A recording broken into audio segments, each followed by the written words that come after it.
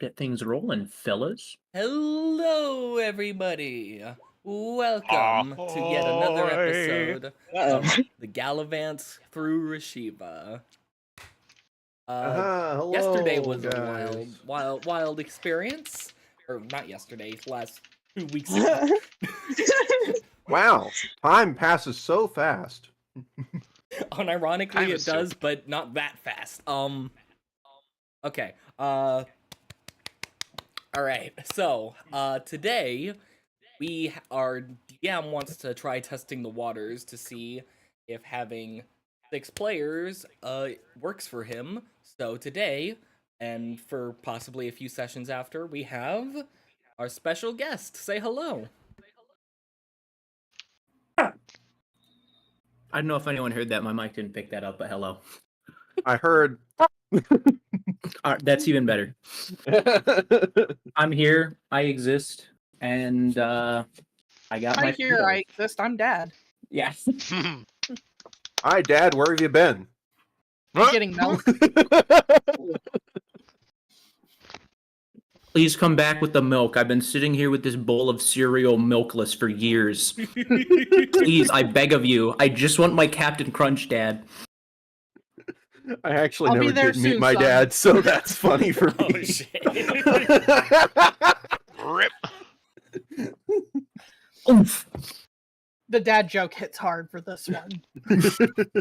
I don't care. Didn't know dad But, jokes could be so serious. For those who are interested, for my sessionally update for what I'm eating today, it is definitely a pizza. And I definitely added a bit more pepper than what normally would be added, but it's Oh, not goodness. as spicy as the spaghetti, so Okay, all right. thank God for that. Howard. No, you don't understand. The spaghetti, it tasted so good, but it hurts so bad. All right. Before we get sidetracked again, we are going to get right on with session, which, as we all know, carried on quite the note, with more character tensions growing even higher amongst the party, where effectively inter-party actual combat had happened. Because For the second time. yeah, the possessive nature of Mara's heritage had completely taken over. And yeah, she went to go reclaim what was hers. Sexy. I'm sure that's what Val thinks. Mm.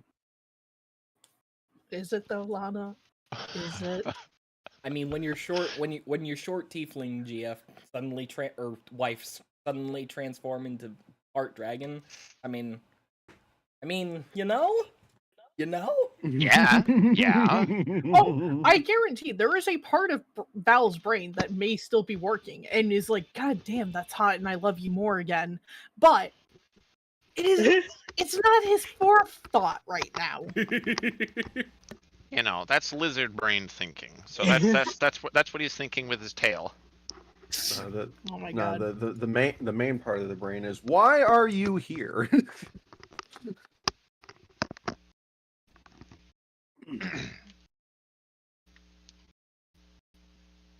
Well, All right, so So I believe with that we'll let the characters take off proper.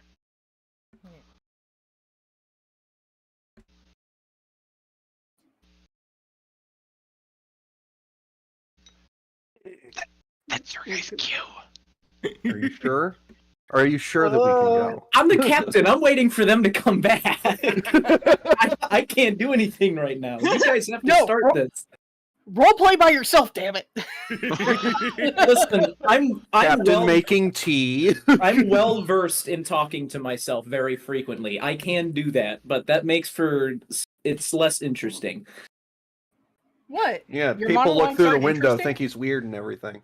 Do you want the entire recording to just be me like talking to myself like a psychopath the whole time? Yes. Nah, that's the Yes, bonus okay. recording. You All can't right. see it, but I sit back in my chair. Go on. So actually, that does Okay, raise a so- good question. Am I like, what is the crew of this ship, if any? Uh, they Oh. they effectively are your hand-picked crew. They're from Okay. a variety of races, but mostly Elven. They know you. They'd pretty much do anything you told them to. Okay, perfect. Thank you. Want them to eat a cucumber covered with a sock? Maybe not that, but you never know unless you try. Maybe if you gave them enough rum.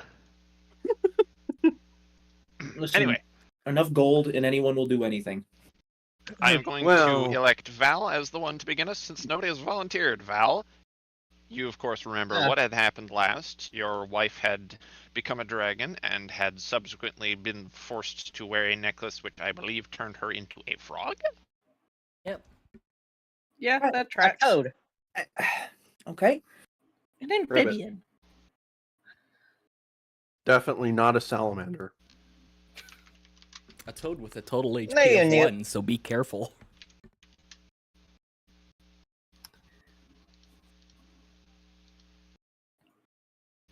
I'm sorry, I'm actually trying to find Val through all the laughter.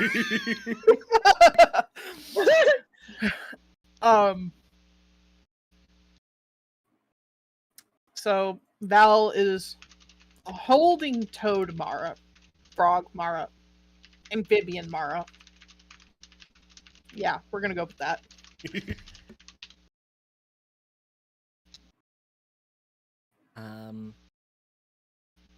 Hi.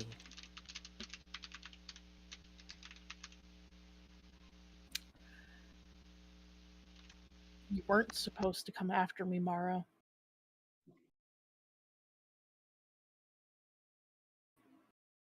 But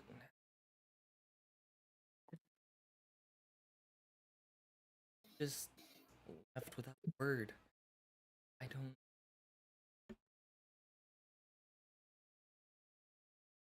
I know. And I'm sorry for that.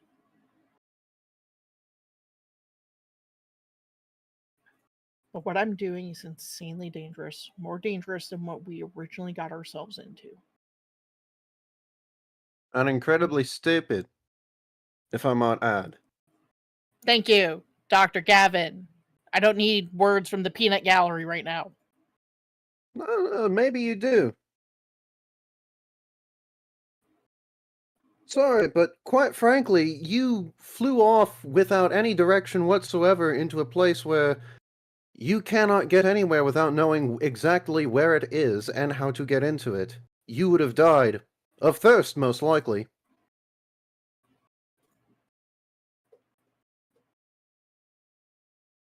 Not to mention,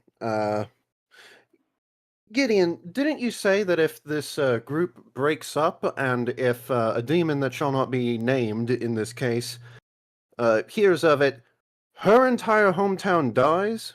Or something along those lines? Yep. Invaded and wiped off the map.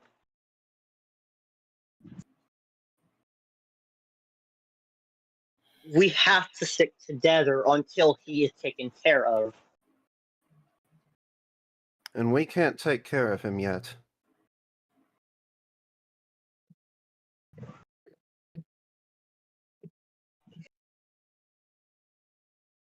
If he heard about it. He would. You have no idea how many spies he probably has. Is that a risk you're willing to take? And your intention is to go to an island where he may not control, but his wizard How friend about does. you shut the fuck up right now? Because between you, and I'm sorry, Mara, I love you, but between the two of you, I am incredibly pissed.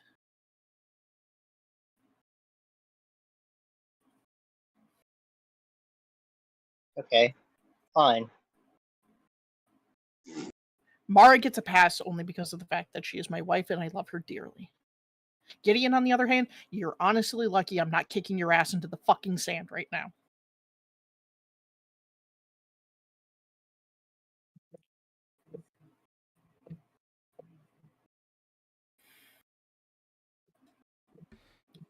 He looks back at Mara and he takes the necklace off of her.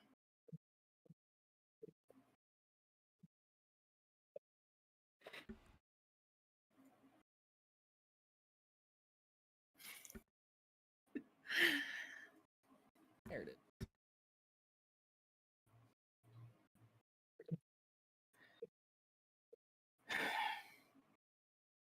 I understand your viewpoints.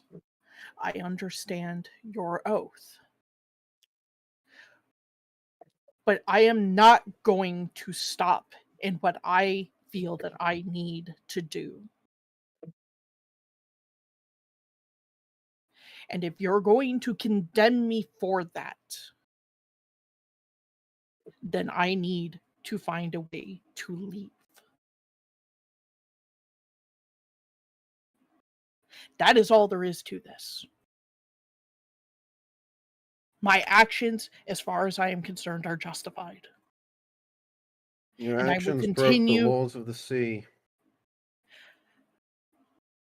Their actions broke the law of a god. So did yours.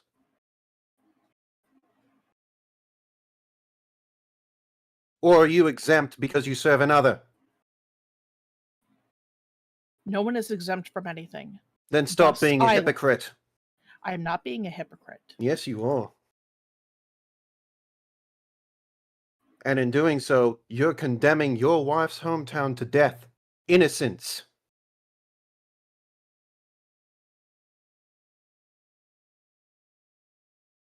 Is that what you want? Shut it, Dr. Gavin. Like you know No. shit. I don't know shit. My mother's dead because I left. I So know are my exactly parents. what you're doing. And so are my parents. No, they're not. They might But as they well w- be. They will be if you leave again, because you have no idea where you're going. You are condemning them to death, as well as yourself.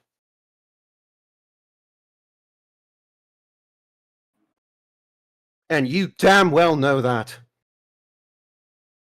So what is this? Is this your suicide note to us all?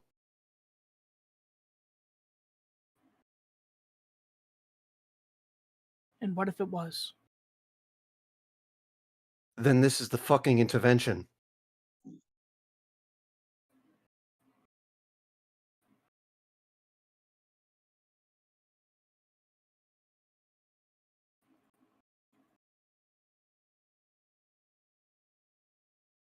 Val takes a We- deep breath and straightens up.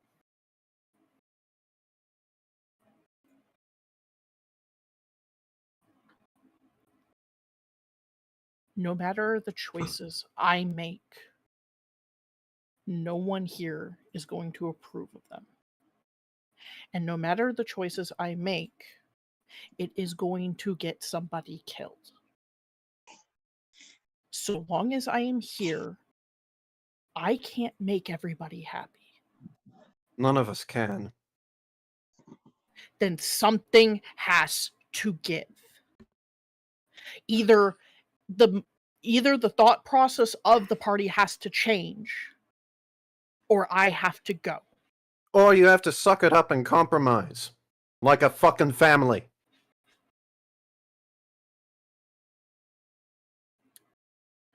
I have compromised. I have let many go that I wouldn't have.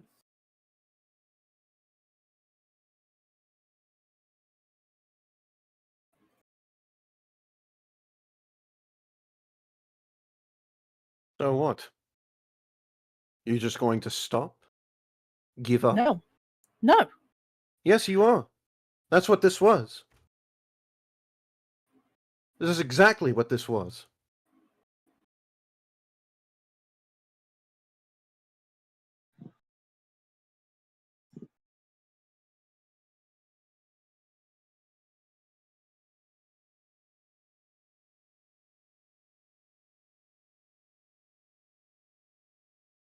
A fool's death note and his only requiem would be the death of innocence.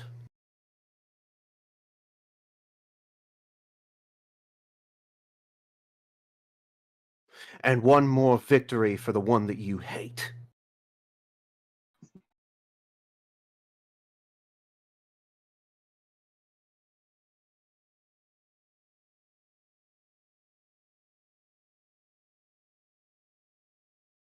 You can't do this without us, and we can't do this without you.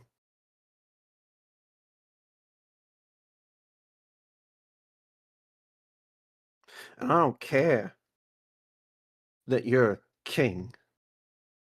I care that you're the son of the man that I swore to serve. And I serve no one by allowing you to go to your death.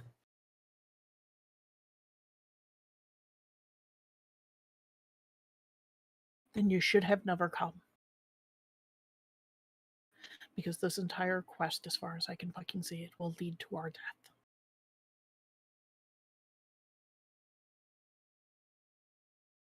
Mara's going to slap Val right across the face.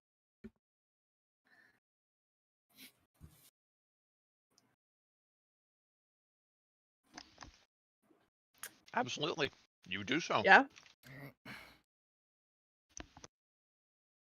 And Mara just looks up at him with just anger as tears are beginning to well up in her eyes. You didn't not just abandoning us.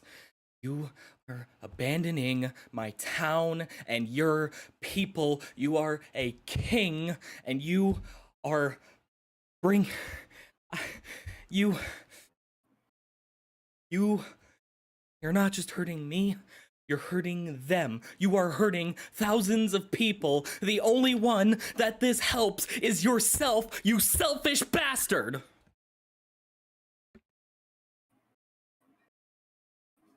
Taking a moment from being slapped, Val slowly turns his head back to Mara.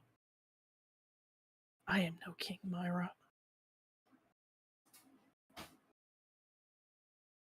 That crown that sits on my head is nothing. And I came to realize that once I started pretending I was. Why do you think I worked so hard to get that council together? Why do you think I worked so hard to marry you so quickly? I love you, yes. But anyone would be better than me. Hey, Val, I can barely take care of myself. You think I have what it takes to rule over a kingdom? He gestures to the party. You have them. So do you.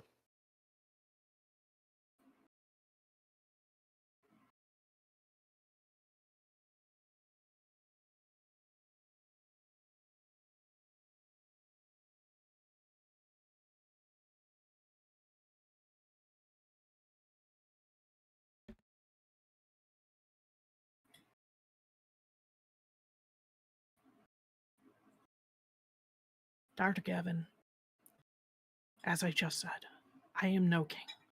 No, you're a coward. Then You're so be it. condemning your entire nation to death. And with that, who knows? Possibly the whole world? All that's on you. If you do this.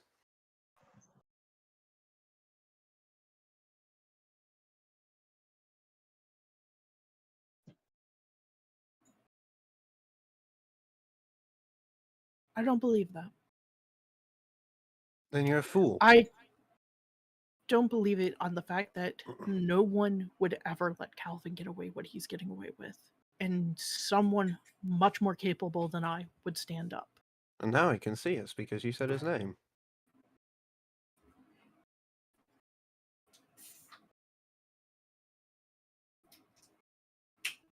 I'm going to give it a minute from there. Yep. once that minute's up.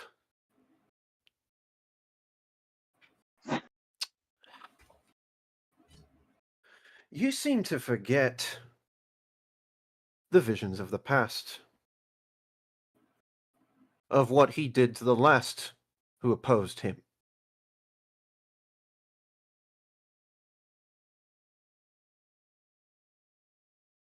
An entire civilization erased, razed to nothing. Hold that thought. Lana, do I actually know what he's talking about? You were there when Barrick entered the space-time rift, correct? Fuck. Derek definitely showed you what he saw after. Barrick showed everybody all at once. We Oh, had okay, an okay, entire okay, okay. We had an entire conversation with Gideon after this, Yeah, where okay, he I tried to remember. pull the same shit.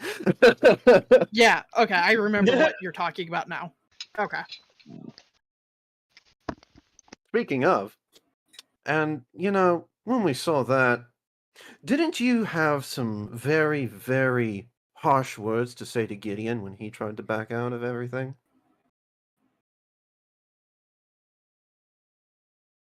You know, exactly what you're doing now.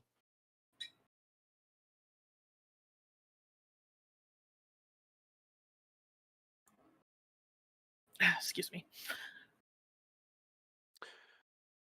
If kingship is so much of an issue for you in this case, don't abandon the world. Give the kingship to someone else.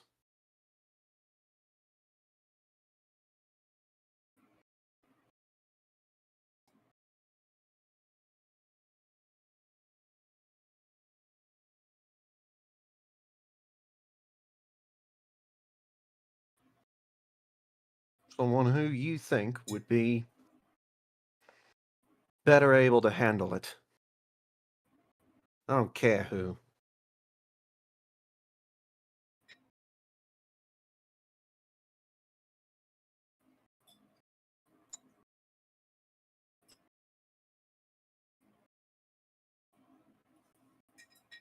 Well,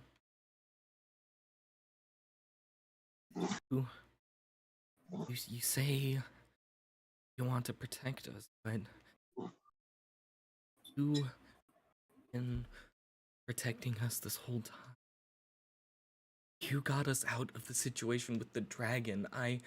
If it wasn't for you, we might be dead.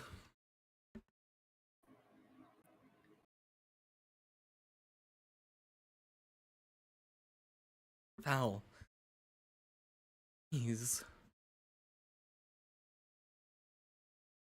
don't leave us.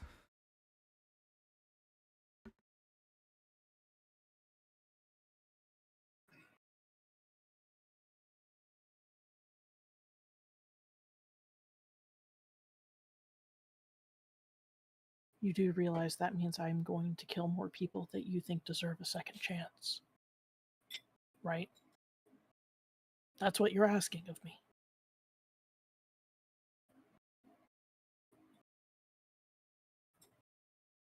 I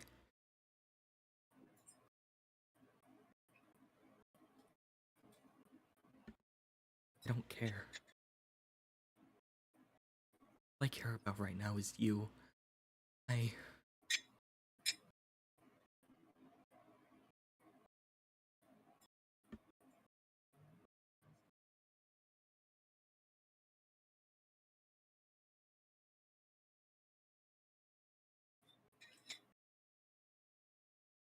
Then I won't leave.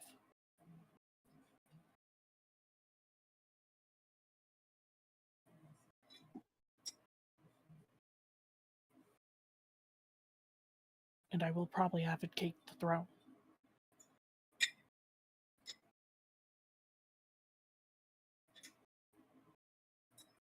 Well, we'll take care of that part of the business when we get back. But first, we do have other business we need to attend to.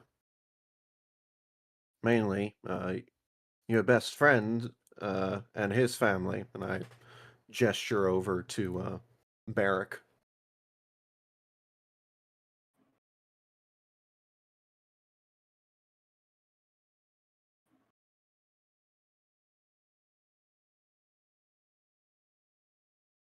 Who, by the way, this entire time has been like kind of flipping through his notes. He does look to have like prepared to have like a certain spell prepped. Gideon and Gavin wouldn't recognize, the just based off of seeing it done previously, that it would be calm emotions. He's prepared. He's prepared to cast it if needed. Val looks back at everybody.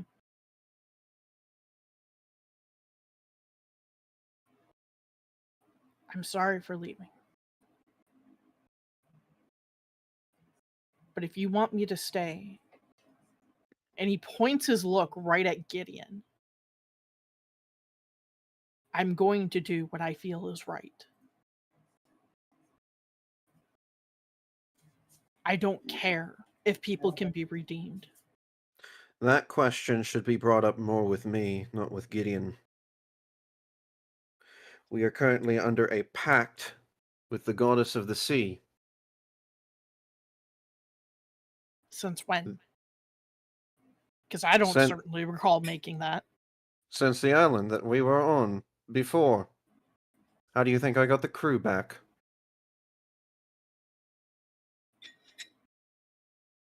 We have to follow the laws of the sea, which means people who put down their weapons and do not act aggressively ought to be spared. Let go. Now the captain, and I look to Gideon briefly, and back to you. He certainly should have died. But the rest of the crew,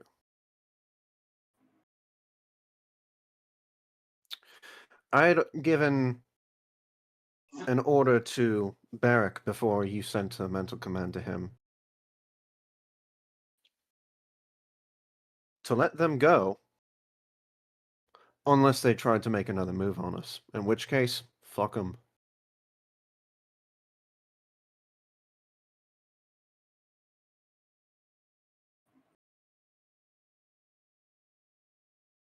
And Gavin kind of shrugs his shoulders a bit. Moot points anyway.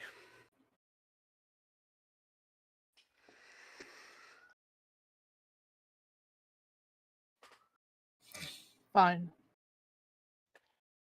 But I still stand by my word. But I will try to abide by that.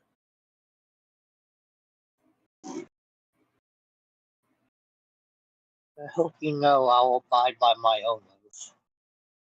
Even if that means getting in the way of you.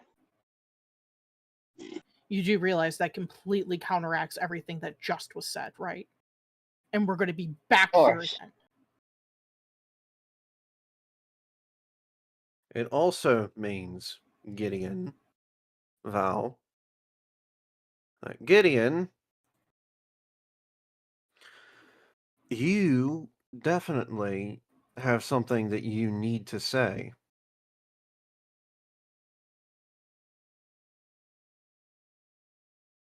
And what would that be? Apologize for crying. Right.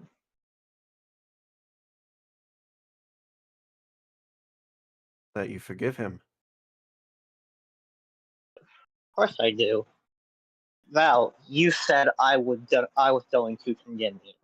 I was going to, I suppose, not forgive that action. Hope you understand that itself is not true. I won't forget it, but at the very least, I understand why you did it. The goddess of death said they were already fated to die, and I suppose all you did was act on that. For that, at the very least, I can forgive you. I didn't tell you guys my mistake for getting in the way of you. I didn't tell you guys the rest of that either. She told me that if I ever step foot in her grounds again, not only me, but all of you will die as well from the choices I make. Gavin kind of raises an eyebrow at that. Well, we'll just have to make sure that that doesn't happen again.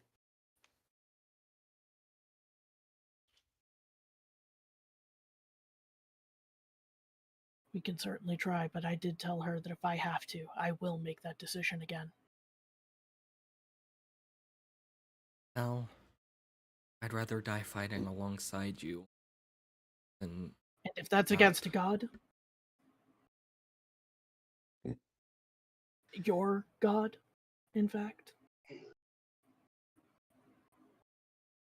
because I will fight for what I believe in, even if that opposes death herself.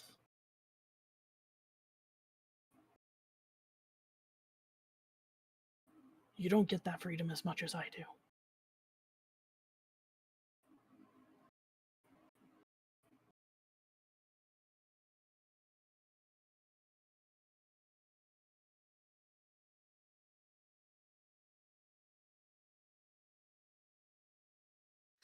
You killed men that had surrendered. What freedom is that? Those men knew that they would die one day at the hands of someone like me. I used to think the same way. Where do you think I come from? I'm a dread pirate who made his name murdering people like that constantly. Your father turned me around from that. Your father saw a man who did not deserve a second chance, as you so bluntly put it, and gave him a second chance. I am the complete antithesis of what you are saying. So what say you to me? Living embodiment that you, in this case, are wrong.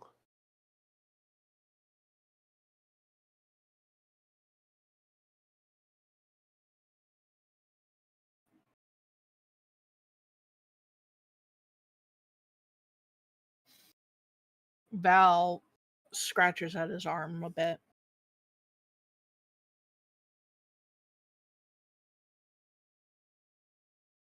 That was my father's decision before I was even there.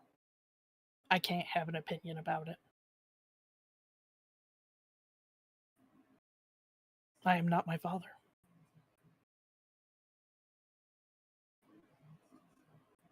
Yet you serve freedom like he did.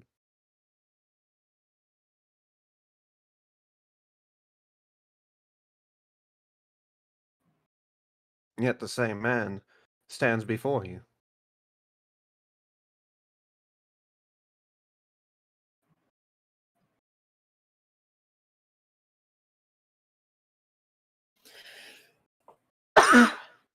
Excuse me.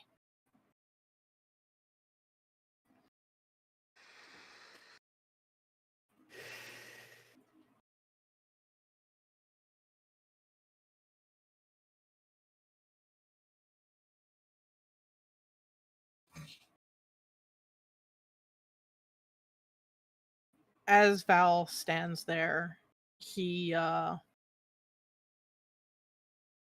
moves his arm in a very uncomfortable manner, and he turns around and heads for the shoreline of the sea, and kneels down into the water and dips his arm in.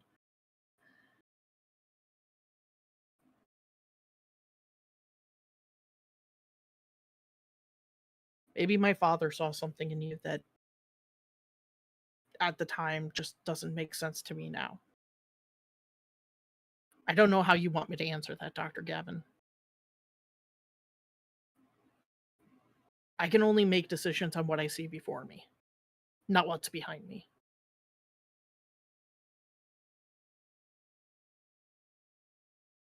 Gavin walks up behind him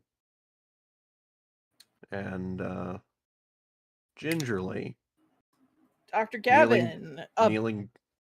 What? upon Dr. Gavin, upon kneeling down next to Val, which I assume is the rest of your sentence there, you notice that the water is making a sizzling sound like boiling, and the water around Val is actually quite warm.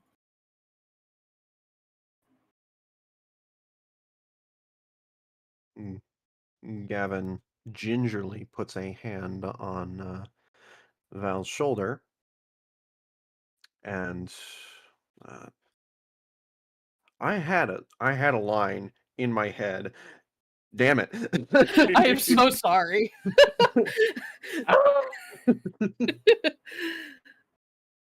Also, since this is kind of a moment, how's everyone on their bleed check? I'm good. I'm good. I'm good. Okay. Yeah. I'm also fine. If Gavin's bleeding, he's ignoring it. You dumbass. That's not what a bleed check is. It's character bleed over. Mm. So the emotions of your character are not affecting you, Dank, as a person. Yeah, no, I'm good. All right. Yeah, it's a very heavy and intense moment, and I just want to make sure everyone's mentally okay.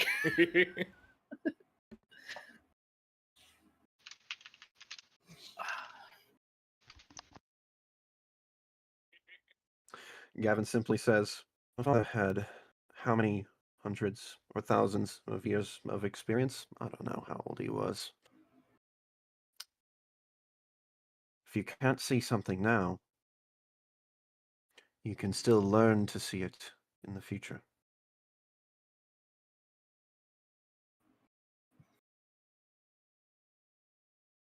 And as someone whose entire joy in life comes from, well, two things. A very wooden woman and learning new things. All I can ask is, how can you pass up the opportunity to learn it?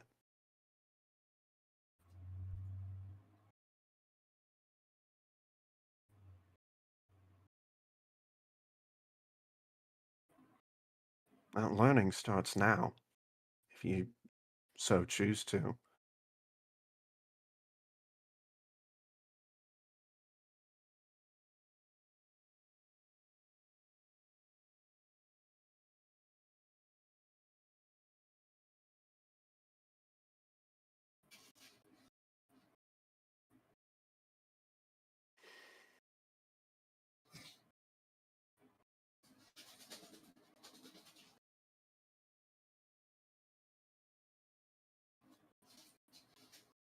Val's quiet as he's still, for the most part, dealing with his arm that you can see he is very much holding under the water.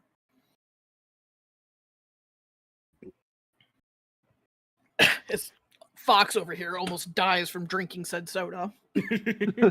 Um, Real quick. Yep. You've been scratching at that arm, right? Have you pulled up the sleeve at all to At first he would have mostly just been like rubbing it, like how when you get a burn you just try to alleviate the pain a little bit by kind of like grabbing at it. But by the time he would have gone into the water, he would have pulled up at least one of his sleeves to start like getting direct water onto it to cool it. So, Okay. yes.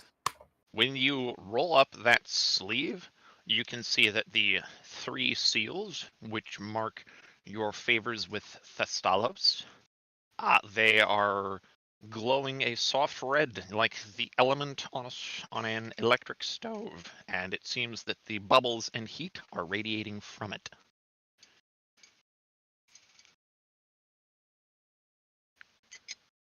Oh, that can't be good. I think someone wants to talk to you. Did Val piss Well, off besides 3 us. gods? Yeah, that could be very likely. He's pissed off 3 gods. What's new? That's Now starting to just- become a running trend. Yeah. Next thing we know, the fucking Chimera God's gonna show up, and he's gonna be pissed off too. That'll make 4. I feel like the only 2 of us who haven't pissed off a god at some point might be Barrick and Gavin, and that's surprising because of Gavin's past. Has Mara pissed off a god?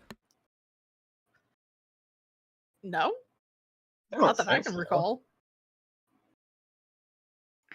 I will say with Gavin, there could potentially be a case for the goddess of the sea. Ah, we're working it out. It's fine. What is this? A bad breakup? Maybe. You never know. It's Gavin. How many kids does he have? Who knows? How many kids does he have? Yes. I hate how oddly accurate that is, but I love it simultaneously. Anyways, getting back into the moment. The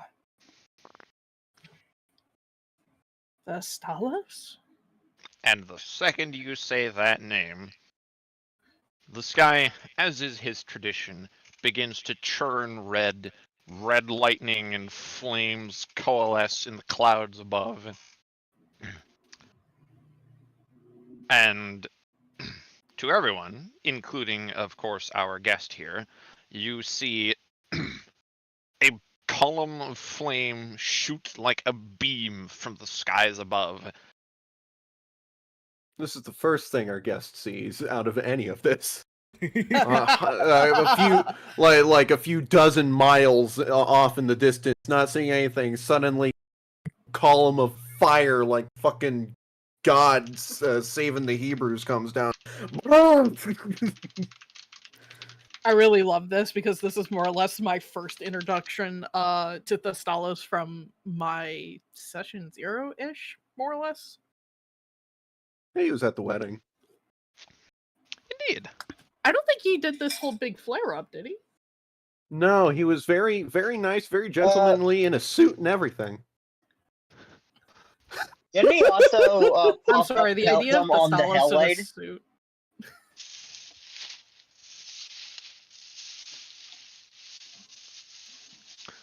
Okay, but yes, the man, the myth, the legend himself does appear, and to our captain, Captain Astrolabe, you feel this godly presence like a wave hitting you from behind, and turning to see, there is indeed the giant column of flame, a herald said to be that which precedes the appearance of the god of freedom, warfare, one's own personal choice, and his many other tenets.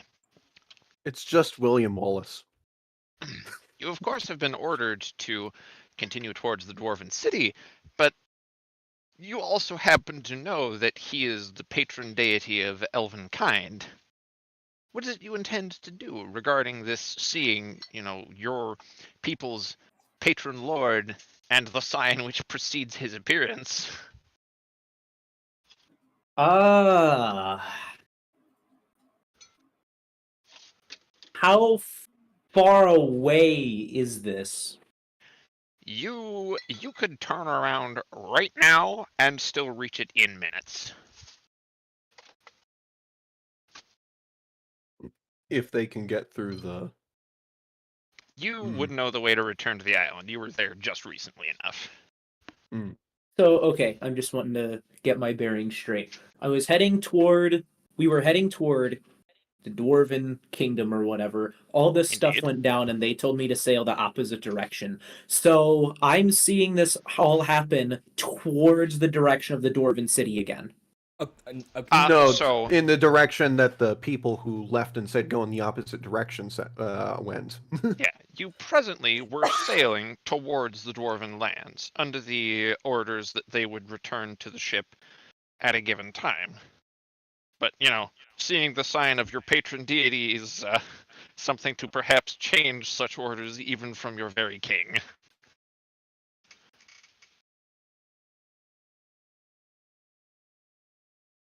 Then I suppose that's what I do, is turn the ship around and head towards big scary fire thing.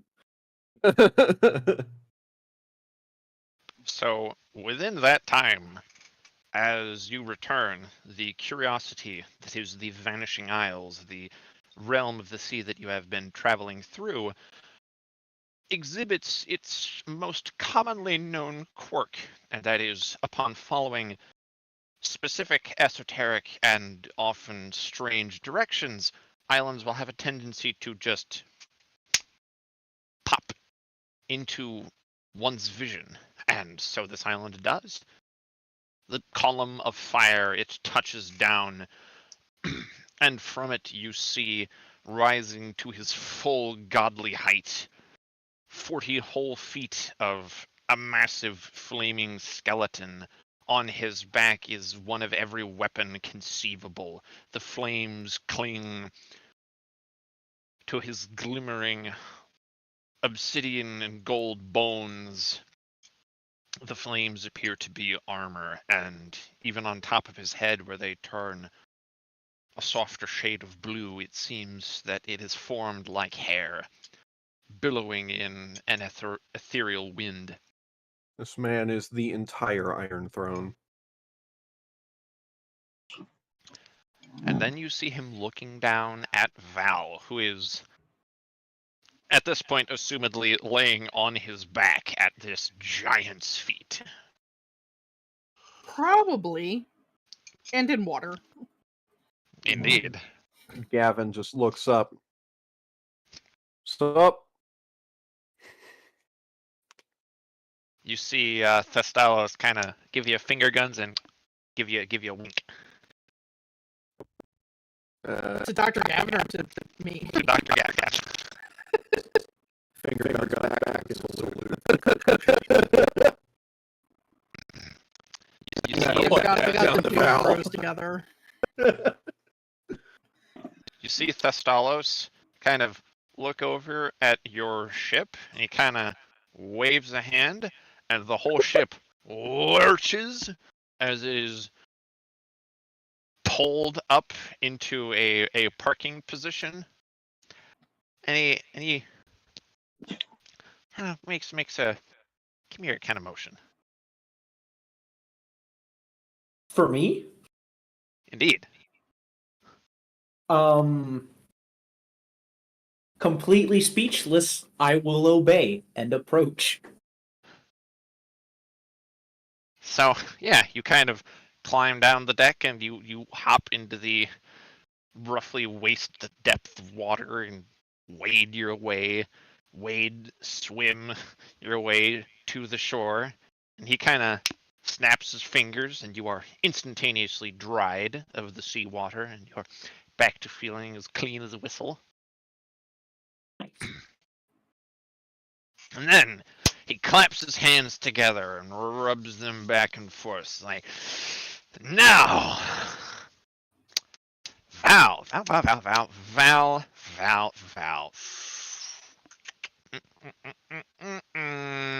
Okay, we have an impartial party here. Mostly impartial. Captain Astrolabe. Hi, yeah, I know your name. I keep track of all the elven folk. Pleasure to have you. Nice to meet you. You've been a very great follower so far. I like the cut of your jib. It's a nice coat. This man is a talk show host. Thank you.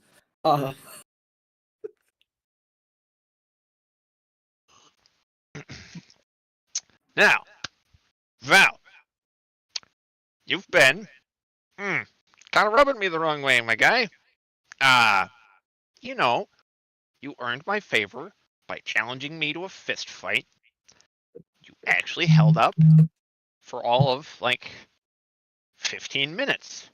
Frankly, it was really impressive.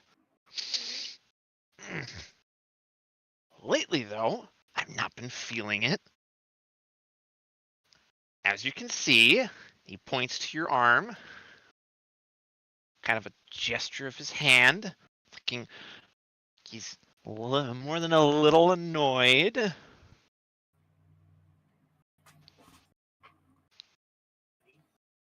I'm willing to give you the benefit of the doubt here. Okay? Really willing. I'd just like to know.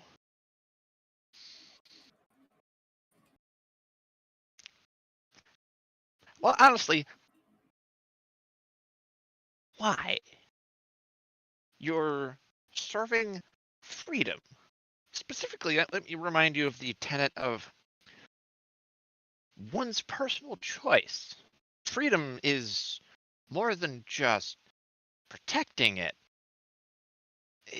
It is the ability to make even the wrong choice, right?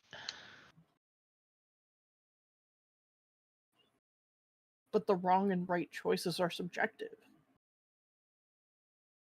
Even I understand that. I have the choice to punch Dr. Gavin in the face and know that the retaliation of that is he's probably going to do the same, if not worse.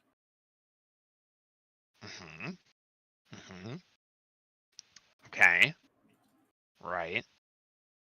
Now, given that, if you willingly surrender, do you expect your captors to string you upside down, cover you in peanut butter, and let squirrels slowly tear the flesh from your bones? Did I wrong them?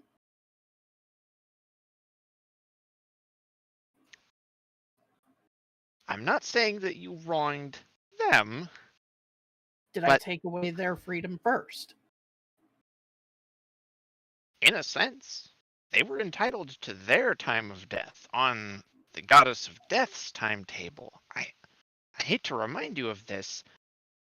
You guys aren't bound by fate.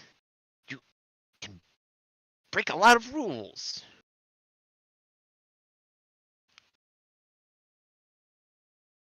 Right? Val was visibly very confused at the mention of fate. He's like, why is fate being mentioned? Who cares? I know this is important, but I want to clear something up. Does that include me? Because I kind of came into this like way late in the game. Yeah. You're included. Yeah. Okay. I think I know what you're getting at, by the way. I don't want to steal your thunder, but It's okay, I don't have any thunder. I just have lightning. Val makes visibly face palms.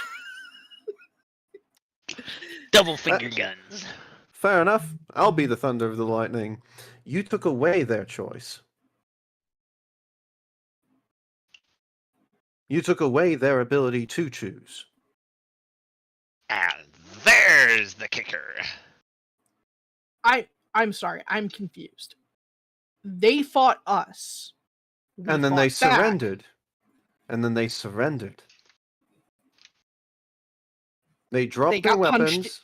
They got punched in the face because they punched me in the face. Like I'm still confused here. What is wrong with what I did? Okay. You punched them. But you see, after you punched them, you then also, I'm just going to use the same one again, you functionally strung them upside down, covered them in peanut butter, and left them to be, flesh torn off by squirrels. You did the punch back. Great. That's cool. You kept going after that. That's where the problem starts. Because at that point, they had a choice. If they kept retaliating, then yeah, killing them would have been fine. The Goddess of Death would have been fine with that. It would have all been great. But at that point,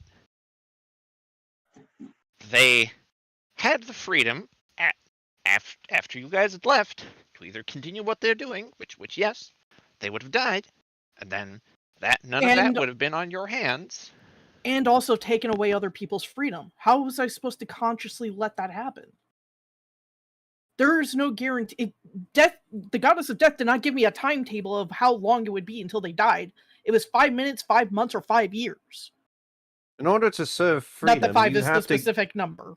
In order to serve freedom, you can't take away other people's choice to try and take away other people's freedom. And at the same time, as your mention of the goddess of death, Val, But- you're immortal. She can't exactly tell you the exact time someone's gonna die. My point exactly, though. How Oh. could I... Sorry to interrupt, but let me finish my thought.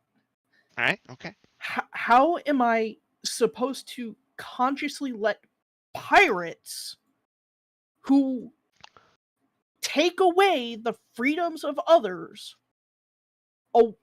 how am I supposed to let them go knowing that's what was going to happen? In order to protect the concept of freedom, they have to also have the freedom to be able to take it away from other people. Right. It's their choice to do that. You have to protect every it's an oxymoron. person's choice. Then No, it's an oxymoron.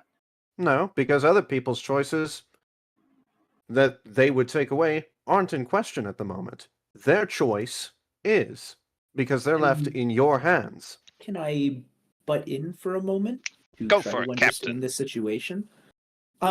So what I'm picking up on is some business. Out of character. I'm assuming I don't know what this all is, but just because no. I as a person don't. No, You you your should. character would You have been should there. know.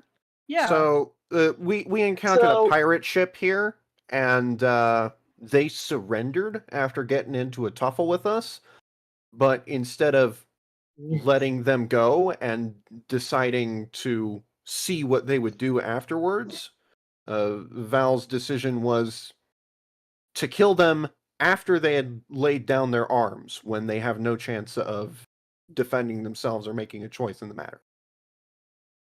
Just execution style. Okay.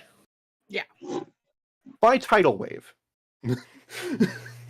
And I in think tidal wave is putting it pretty mildly. In fairness, that wasn't a tidal Okay, wave. That was okay, that's fair enough. It's God closing the Red Sea back up on the Egyptians. Yeah, much more accurate. Except the Egyptians were on a boat; they couldn't escape. Hmm. Hey, I got Lana's approval before doing it. Yeah. And in the process, Val pissed off the goddess of the sea, the goddess of death, and now also apparently the god of freedom. You know, only his personal patron.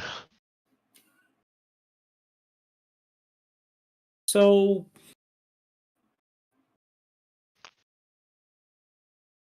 all right, I never said anything. Never mind. I mean, go ahead and take the stage. This is still absolutely your character's moment. You're welcome Yeah. to keep going here. I don't know. I guess since I have just popped in, I don't know enough about how it all went down to really know what this character's formed opinion on things would be. Well, ask Make his questions. We can opinion. answer them. Yeah, or make his opinion, like Lana said.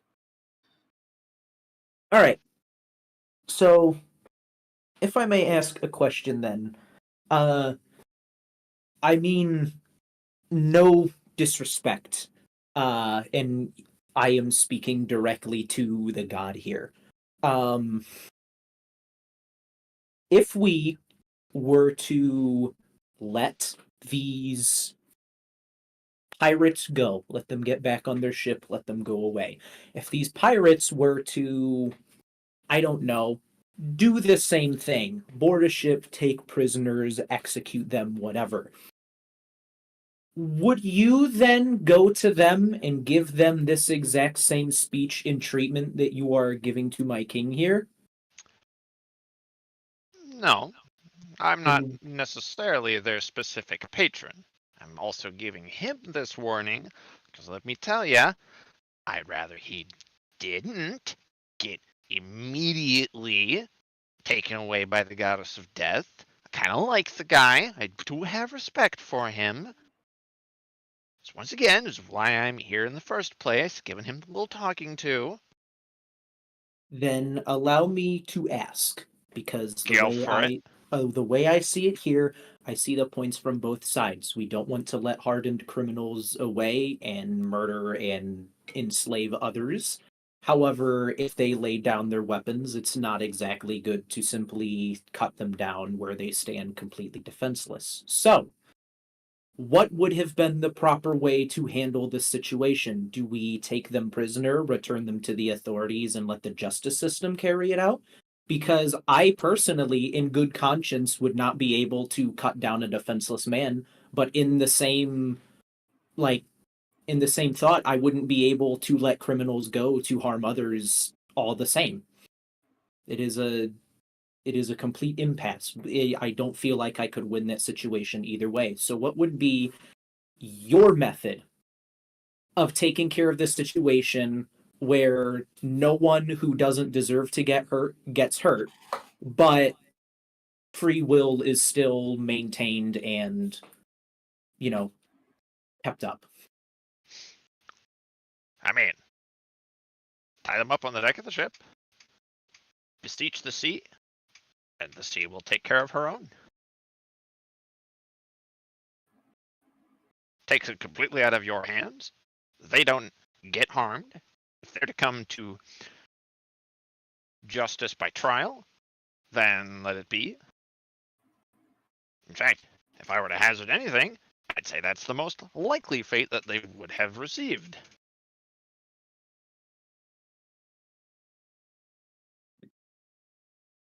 And what would that have entailed, this beseeching the sea? It's just simple as Gavin did. I don't know the specifics of it. You kind of draw a circly thing. You have a crab in there, maybe, and speak some words. Goddess of the sea appears. If she feels it's important enough, you talk to her a bit. Yeah, she handles it. Just like me being here. You call my name. You got a problem. Here we go. We're solving the problem. She's a little bit more involved in that. If you want to get her directly instead of, I don't know, an automated message from one of her angels or something, you gotta get a little blood from your hand too. Yeah, it I'm, helps. I'm Okay. sorry. I have to take us out of character for a moment because I just had the greatest image pop into my mind. Oh god. This because we're standing essentially like partially in the water on the shore talking about the goddess of the sea, and all I can picture right now happening in my brain is her popping up out in the middle of the water and just yeeting a water bottle at like a water ball at the Stylus and being like, would you guys shut up and just ask me already? I'm right here. Here! Two It's rude gods to in talk to one people who are place. listening. The amount of raw power. It's rude to talk to people who are listening. It's weird to talk about people who are listening. Okay, I'm so sorry. That's all I had, but that was just running on like loop in my brain as this is happening. Mhm. Also, it would seem that my webcam seems to be on its way out the door right now. That's fun. Oh boy. Oh, rip.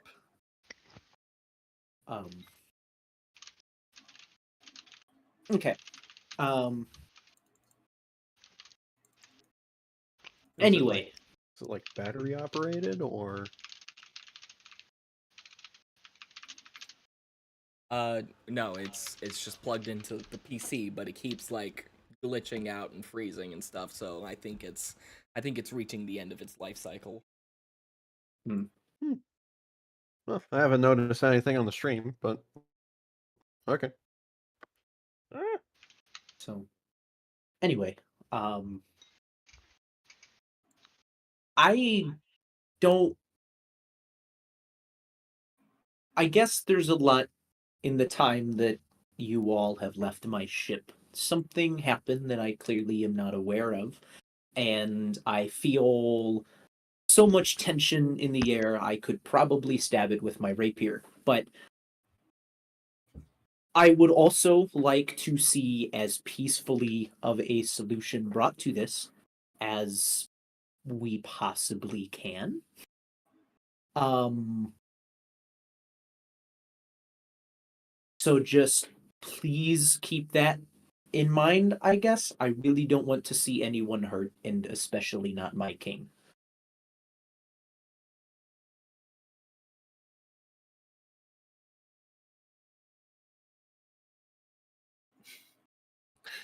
Fox over here being super uber touched, but Val. Val wanting to die. Val, okay, meta knowledge. Val does not want to die. Val is trying to appease everything that he can appease, and leaving and probably essentially getting himself killed would feel like he partially feels like that would fix it. Because at least if he tried, but he failed, then it's on him. But that's meta knowledge. You guys don't know that. He's not suicidal. He very just doesn't have any flawed self-preservation at the moment. Oh yeah, zero self-preservation at the moment. Oh yeah, and it's extremely flawed logic. Well, I will say that in my attempt to try to ease some tension here, I will say that at least on my ship, I do not know when our paths will diverge and we might not meet again, but as long as I have control over the situation, I will swear that I will keep what you have said in terms of letting the sea take care of its own. I will keep that in my heart, and as long as I have control over the situation, I will not allow something like this to happen again. At least not on the deck of my ship, or at least the ship that I have been given charge of, since, well, this isn't exactly my ship, but you know what I mean. Feel like there's a lot everyone can learn from this situation, and I will do my best to see that this judgment is carried through as long as I can.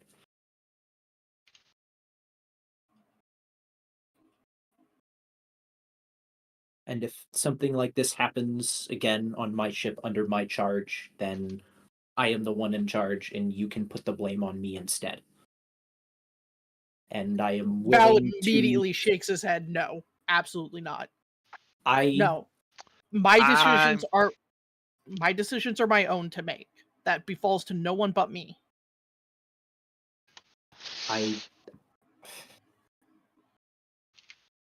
Yes, my lord. You know, Val, normally I would respect that, but by all technicality, he's kind of right. This ship does belong to the sea, and the captain was given charge of it. You have rulings over my domains and your domains, very personally. Right? Right? So, I kind of think I'm gonna vote for the goddess of the sea here. Because, yeah, this is her jurisdiction. I am willing to bear any punishment that I deserve. Yeah, if you want to determine something, that is for back when you're in your own lands, where you're the boss.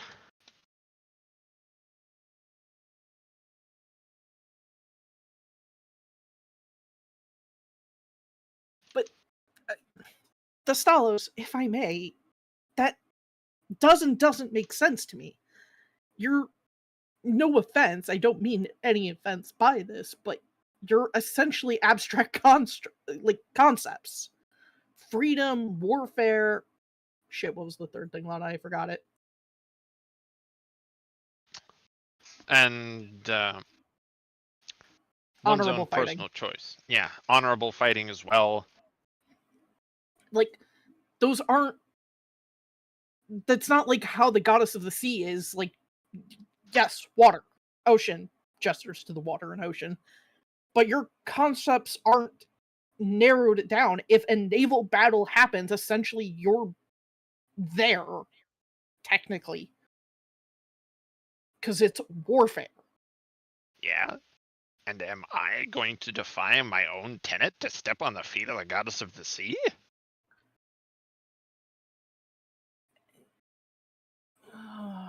I'm not a god. No, I rescind what I said. I'm not a god. I'm not a god. I'm a mortal man. I'm not a god. I can only do the best I can in which I can think of in a more tattlely sense. All right.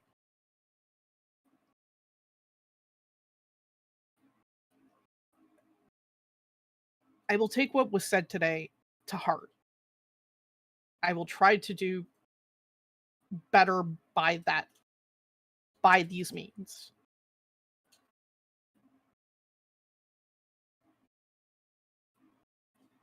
That's all I can honestly promise. I'm very confused, and I'm definitely going to be fumbling along the way.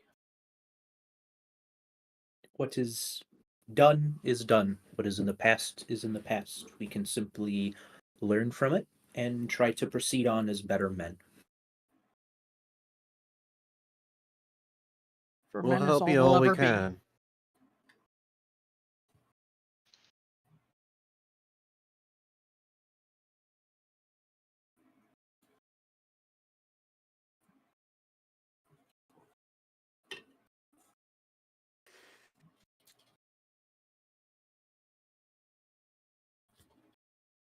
What were you saying, my lord?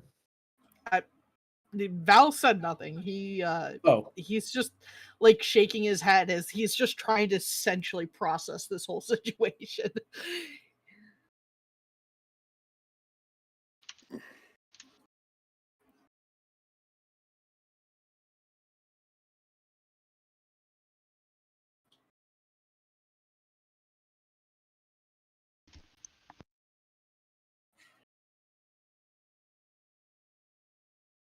All we can do is try to be better men. I think, honestly, that was the best way that the captain put it. And we can all help each other be better men, too. That's what we're gonna do. Val? Yes, Gideon? I Just I Just do imagining apologize for standing in your way. Just imagining Gideon saying this, standing over him while Val's just, T-pose laying in the water.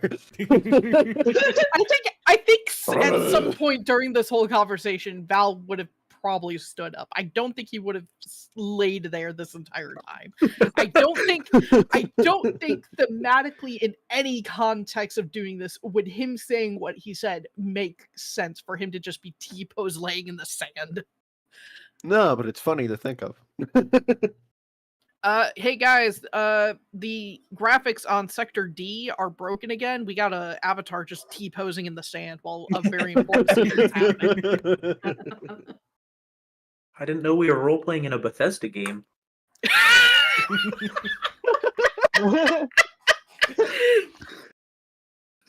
Right, okay, that's the first character death of the session. Val's gone. Roll up a new character. I don't That have will to. I 1 don't have million to. psychic damage. You get squashed by the hand of God. No, don't do it. That's what he wants. Damn straight, it's what I want. I want to make the party even more pissed at my second character. Val frothing at the No, mouth. don't do it. Kill me! No. Ah! The Bethesda joke is still reeling. I'm glad that was a zinger. It was a zinger. I was gonna ask, are there any plants clipping through the walls of the ship? No, but one of the crew members on the ship is perpetually walking towards a wall. Oh god. Wonderful.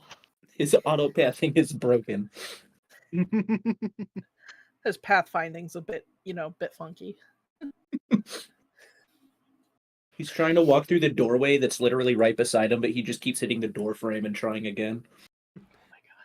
Oh, one of the crew just stepped on a physics object and died. Someone on the crew of the ship just gets launched through the air because he interacted with a crate weird.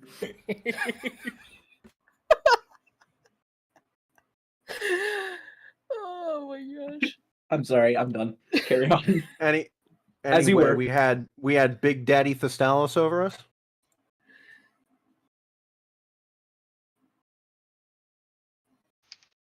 Indeed.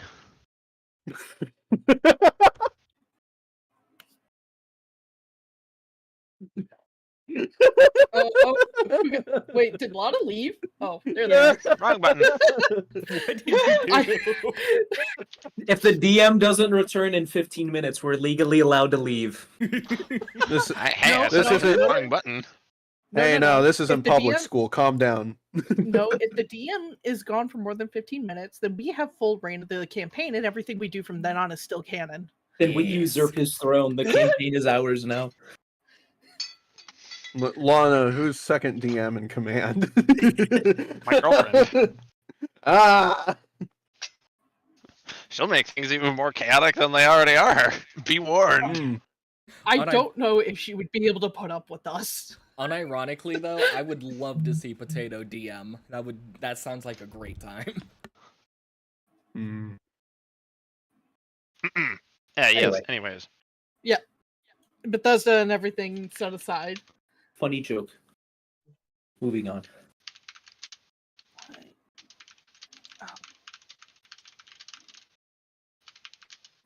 Understand this, Val. I will continue fighting by your side.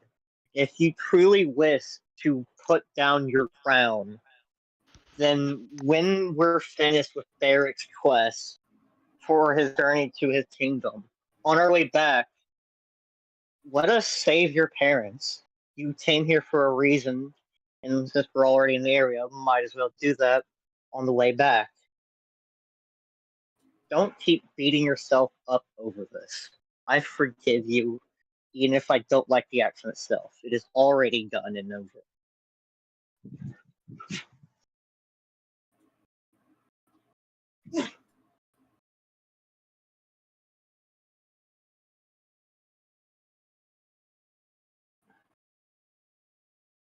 I appreciate the sentiment, Gideon.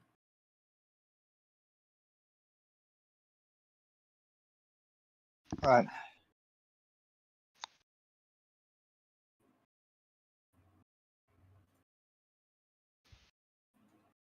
So. Everything good, kids?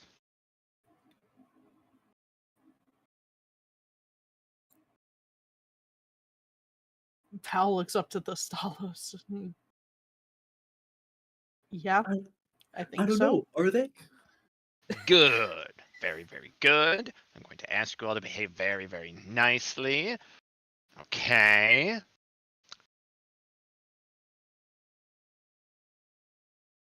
Also, Val, make sure you behave well, or I'm going to punch your face into the sand. Okay. Cool. In fairness, I still think I deserve a punishment for what I've done already, but Well, We'll as, figure something out for you. Penance is not. as discussed, these were Penance actions is taken not at useless. sea. We can ask the goddess of the sea what the punishment should be. Mm-hmm. Now, me. No. but I have also wronged the Stalos by abusing his tenets. Well, then what say you, Thestalos? Who should dish out the punishment? I mean, me. It's Very going to well. be Is the better man. That's not really a punishment. Well, you seem to be having kind of a hard time of it. So, work on it. Anything's a punishment if there's enough of a learning curve. besides, penance is not needed for redemption. Not something forced upon someone. Yeah, it's something you take on yourself to make yourself better. Right.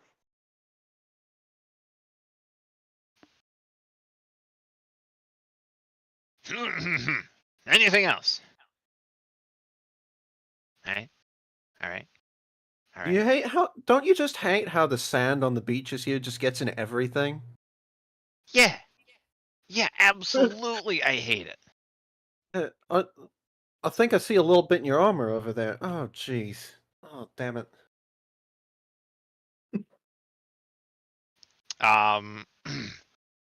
Everybody takes 4 fire damage as he just blasts his arm with a column of flame that shoots off several miles into the distance, and the heat from it kind of is like, ah.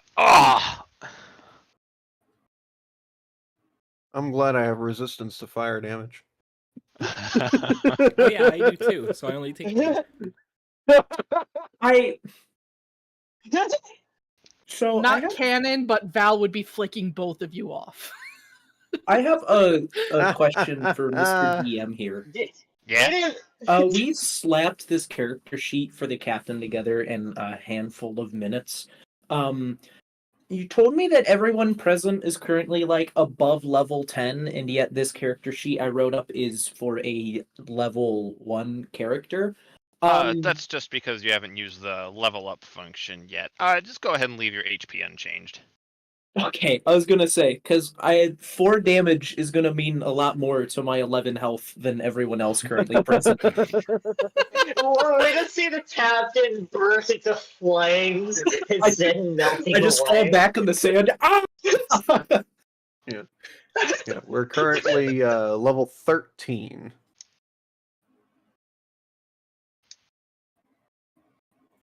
Probably start leveling him up. Just in case. Yeah, we'll figure that out later.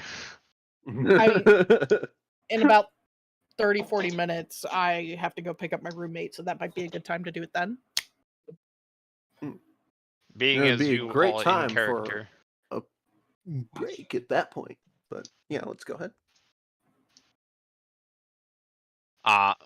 Being as no one here has anything more for Thestalos, Nope. he simply bursts into the massive column of flame again and just yells, "See you later, mortal nerds!" Bye, See you later, Mr. Bone Guy. Daddy. See you later, Stinky. Bye. Say hi to Iressa for me. And you see a giant flaming thumbs up pop out of the column of flame as it just shoots into the heavens and then vanishes up, and the clouds then return to normal. Oh, boy. Man, Val, I sure do love our Bone Daddy. Can I roll a dexterity check to trip Dr. Gavin into the sea? You won't need to, because he took 1 psychic damage for saying that again.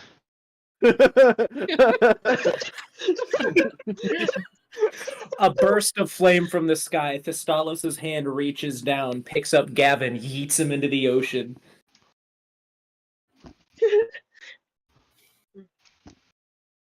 Wait, I have resistance to psychic damage. Oh no! It Okay, you take surpasses 2 it. then. So you still take 0.5 1. damage. You take 0.5 points. No, Half no, a Lana. point of damage. You take however you had much already damage. done the math for him. You just had already done the math for him. He still took that one. You take So- as much damage as the DM says you take. So to be fair, I'm pretty sure I took psychic damage last session, but I don't remember how much. So I'm pretty sure my hit points are wrong, but I'm going to keep it that way because they're lower than they should be. We'll keep it like that for now. Also, I'm pretty Cool. sure resistance is round down, so it would still be 1 damage. Nah, no, I'm kidding. All right. Okay. Val, we good? As good as I'm gonna be. Mara, we good? Actually, I was wondering if I could talk to Val one-on-one real quick before we head out. Right. Of course. I will Oh, go. I'll leave you however- I'll leave you two couples to it. Yeah, let's all start gathering back on the ship. Also, we might need to push that a little bit. Oh, that's in the sand. Oh no.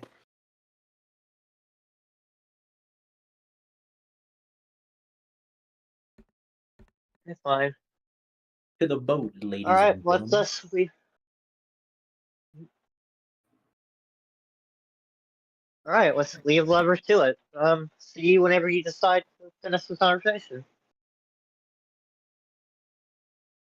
I mean, if you guys wanted to head on out and get an easy start going, we'll just catch up on Polaris.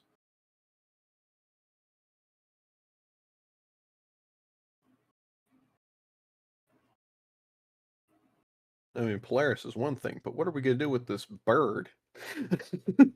Look, you summoned that bird. That's your Can't problem. The bird at this point looks up, and it's basically this whole time just been collecting bits of driftwood. It's like it's made a little lawn chair. It's kind of fashioned a little table. It was starting to put some palm leaves on an umbrella. It was just kind of making itself a whole table set to occupy itself. Kind of like, humans build houses of cards. This rock was playing with driftwood and just sort of like perks up and blinks as it's looking at the lot of you. Just kind of spreads its wings a little, goes, ah!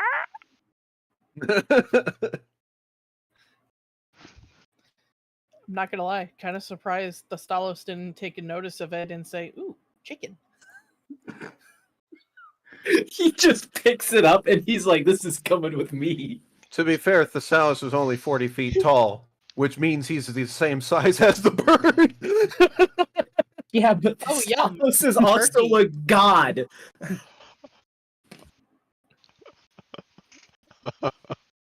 I mean, think about it. He'd just pick it up like Link does a cuckoo in Legend of Zelda.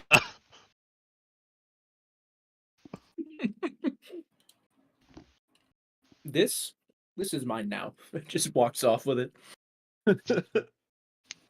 It's like makes the the glass hit wristwatch and just be like coming back, like he's coming back in like 3. Let's see if he comes back. Question, boy. DM.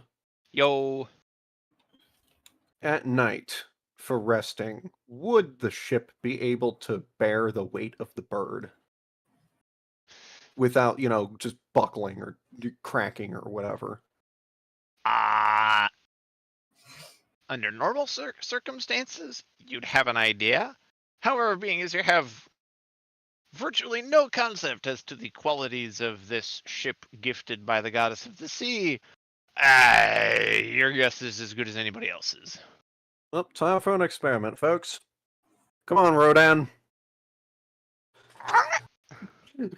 Larry. And I'm gonna guide the bird onto the ship to see how much pressure it puts onto the ship once the ship is like fully back in the water, I should say. Okay.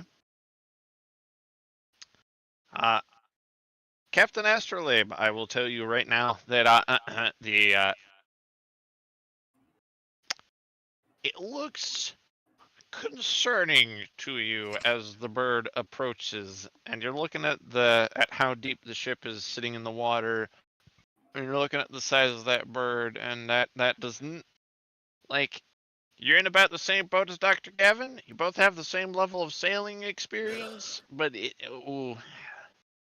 your sense of unsureness is much greater, being a much more cautious man. Perhaps. I mean,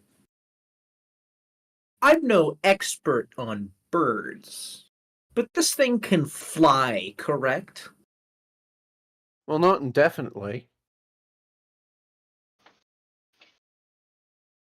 Well, how far can it fly? Because I am not about to let that thing on the ship and potentially sink it.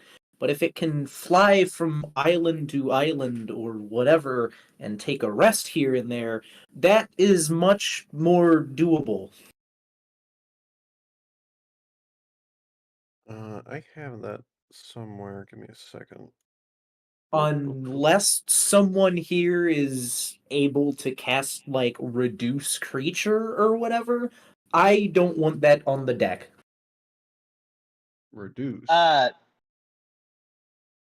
That lasts like only like an hour or something though, right? Or like 10 minutes or something. Provided the caster keeps concentration, I would allow that outside of combat, such a spell might be maintained technically indefinitely. And also, it can be used as, like, let the bird fly for a while. It needs a rest. If we don't want to stop, we can reduce its size, let it land on the ship, let it rest, and then fly off again. Okay, so the bird fly.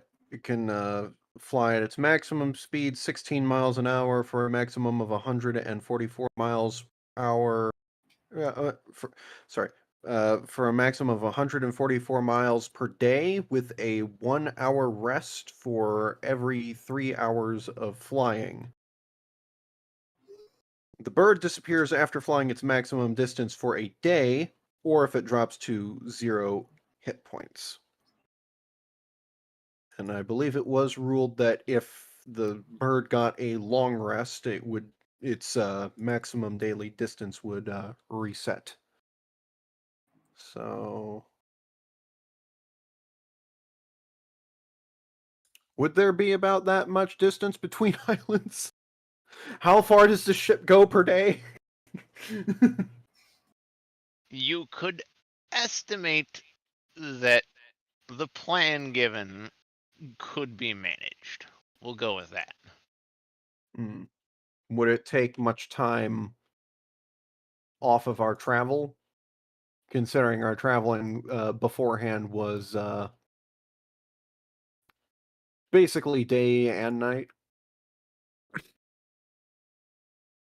It might add a little bit, just because slowing down for the bird or something like that. Although Draws if you were sword. to I let can it, think of another way. Another way, you say? I'm making a joke. Oh no.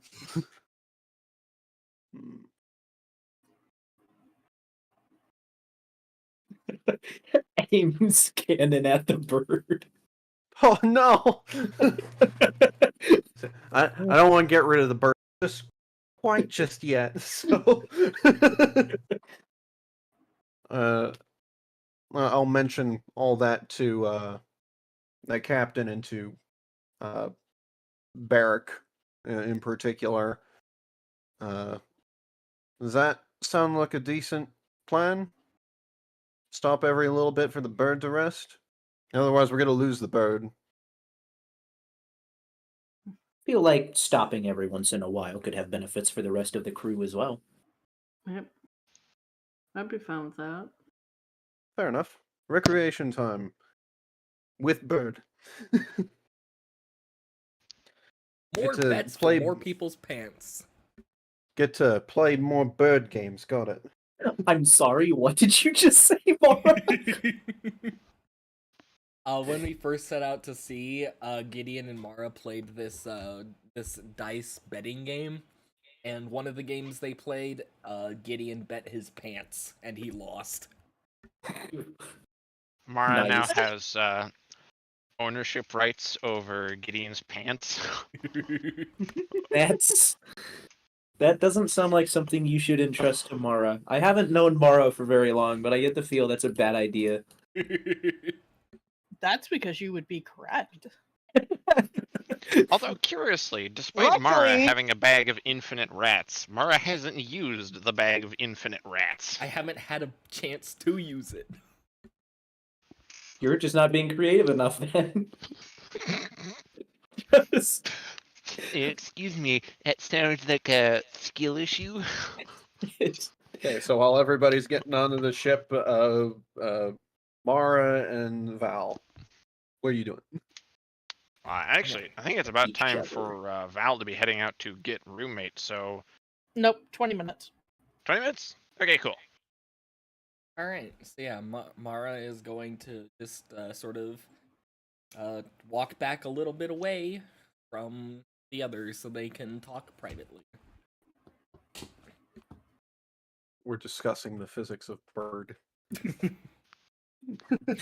bird physics, my favorite subject. At least in this case, everyone remembered the bird has wings. Damn it.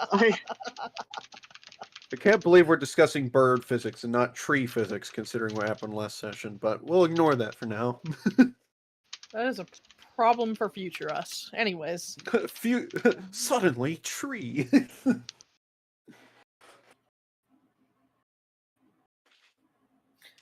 All right. So once Mara and Val sort of just she looks down at the ground a bit and she seems not fully certain how to start this discussion.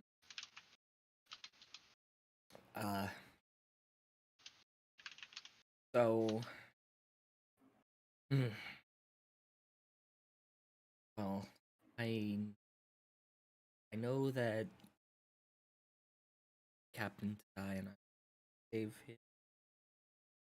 Doesn't you're going to budge on that.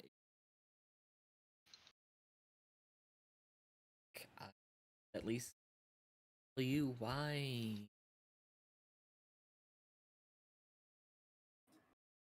the way I am.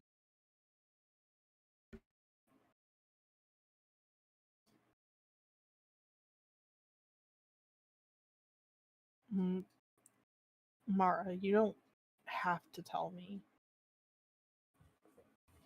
Like, a lot of people would agree with the way you think. Everyone deserves a second chance. Not everyone should immediately die for their first bad actions.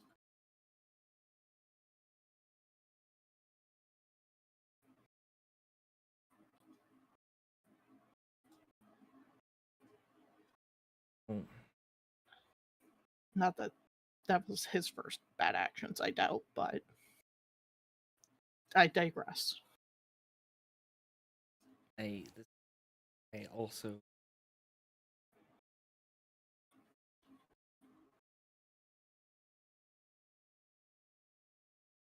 she takes a deep breath.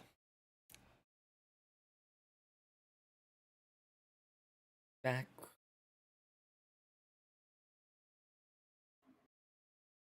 gone on an adventure. I was with my friend Leroon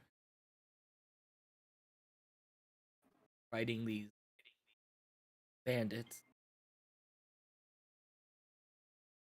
One of them hit me square in the head, and it triggered something.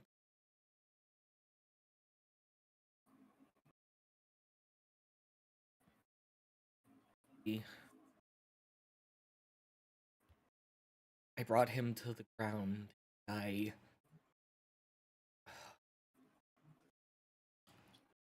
burnt his face.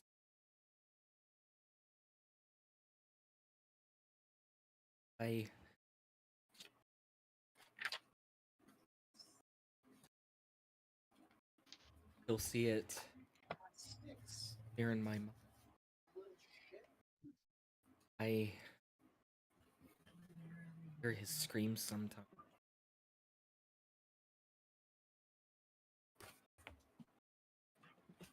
It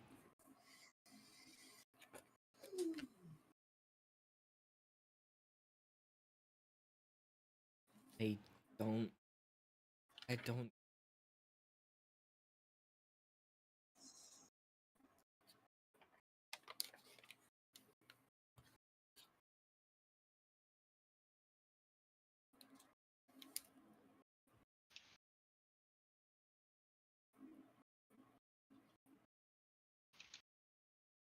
Mara, you don't have to, recall all that.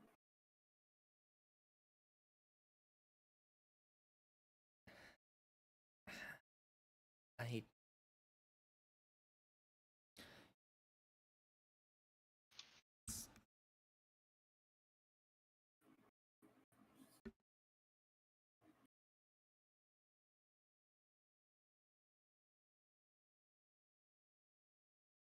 remember the dream I had.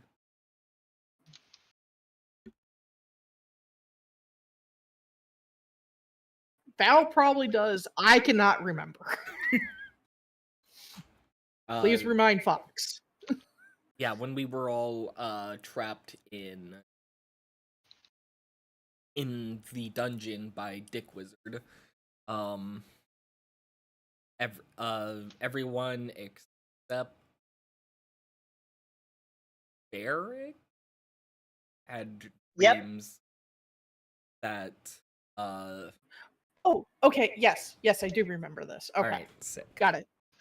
Recalled. Memory recalled. Okay. Yeah, I remember. After that, I began to feel differently.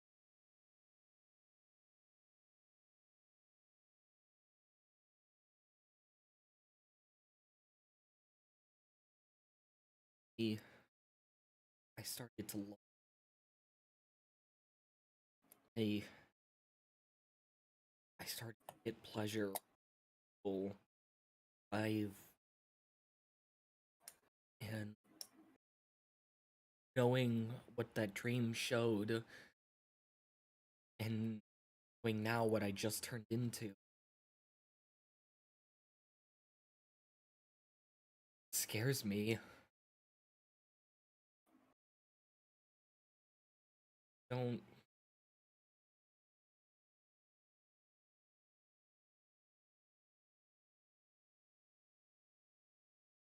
don't feel like that being or killing people.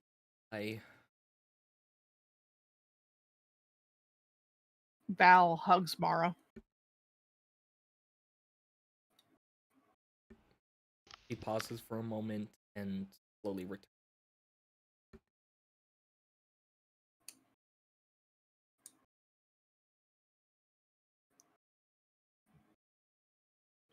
I don't have the words to help you right now.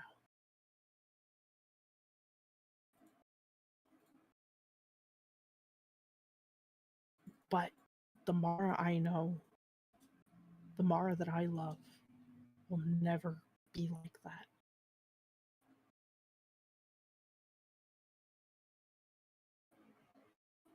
I know you won't hurt people. I know you won't enjoy hurting people.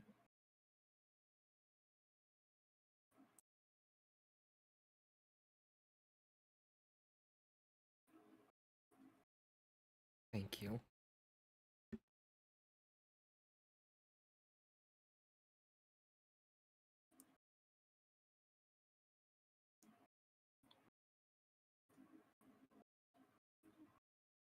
Val,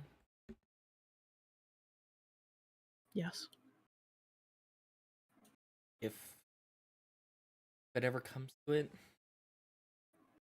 I ever go off the deep end,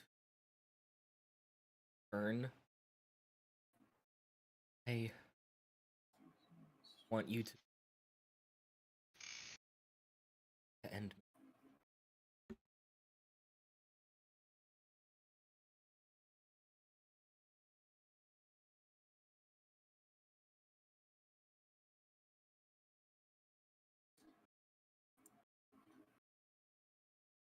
I hope it never comes to that.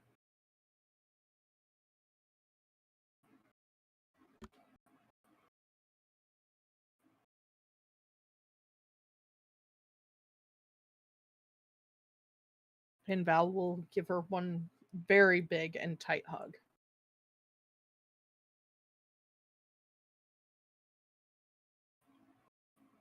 Mara returns it with full tightness.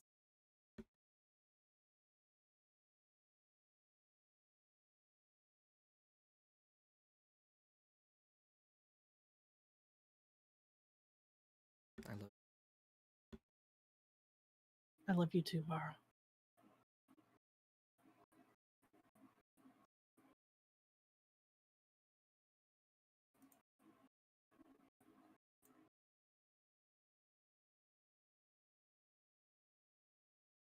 We should probably head back. As much as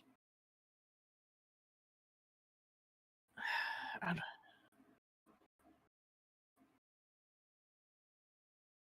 and Val and Mara will make their way back to the ship. Yeah.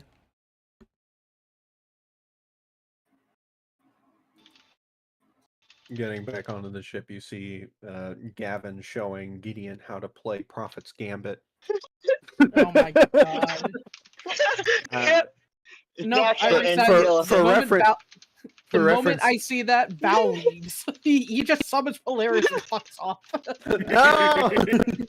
Not We just again. went over this! No, he takes Mara with him this time. Okay. They both died. Yeah, DM, I am officially trying to teach Gideon how to play Prophet's Gambits. So maybe this will be, proficiency teach over time, whatever. He rolled a 17, I rolled a 26. Hey, speaking of teaching things, Gideon has been trying to teach Barrick how to speak Celestial, if I remember correctly. Oh yeah, I Yep. forgot about that. Doing it since a while. God, that Well. was like episode 4. Oh, I Yeah. could use teaching in that too. Please teach me. I mean, you haven't actively gone out of the way to say that you've been working on that with Barrick, so I've just assumed that Barrick's been there, like, learn, and Gideon has been, that's tomorrow. And Barrick has just very diligently yeah, come that's how I'll back do with it. his book, like, learn? Well, now there's two uh. students. I should have paid attention Yeah, in if- Celestial School. Yeah, the languages Gideon speaks are common, obviously. Celestial, Draconic, and Inferno. Oh, I could learn two Yeah, of those. but yeah, so if you want me to, I can just outright, what would that be to try to teach them or give them another lesson in Celestial?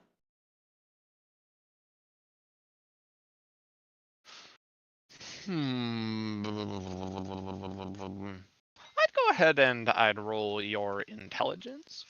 For learning the card game, it'll take another few lessons, even as good a roll as that was. Oh, I Gideon's imagine. picking up on it, but even the basic rule sets of a new game will take several tries. Oh, I imagine. But yeah, no, this is Alright, just beginning. then I roll the intelligence for the trying to teach them a new language. That is 14. Thank you, Tice. That's total 18.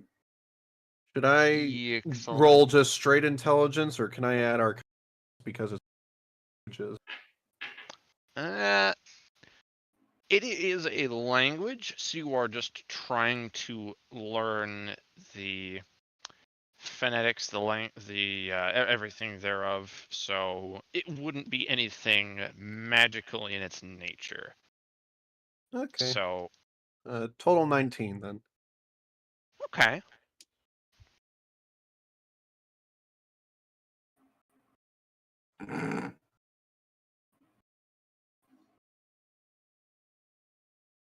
What? Just because Gideon can roll well on intelligence doesn't mean he's using it. That's so mean. Well, if Gideon wouldn't keep doing stuff like this. Hey, Granted, he's Look, I'm Gideon's just trying actually to been a teach them very the good language. I'm character not lately. doing nothing wrong. Wait, he knows the language, so technically wouldn't he be proficient in it, so he should add his proficiency bonus? Were this something like deciphering it? Or just trying to read some coded form of it? I'd say yes. Teaching something is a different skill. Fair enough. It's a different use of the language. Learn proficiency in tutoring. Yeah, if it matters, Gideon's also proficient in martial, simple, and all three armors and shields. Basically, he can pick up anything and immediately deal with it. I don't think that helps you teach a language unless you intend to be teaching them by stabbing them or hitting them with a shield. Don't question the methods of the master. Yeah, I'll beat the lesson into him. Gideon turns into the No, deer I was Wendell just owl. saying that. The beatings will continue until morale improves. Beg for forgiveness in Celestial. Yeah. Beg for forgiveness, for I have none!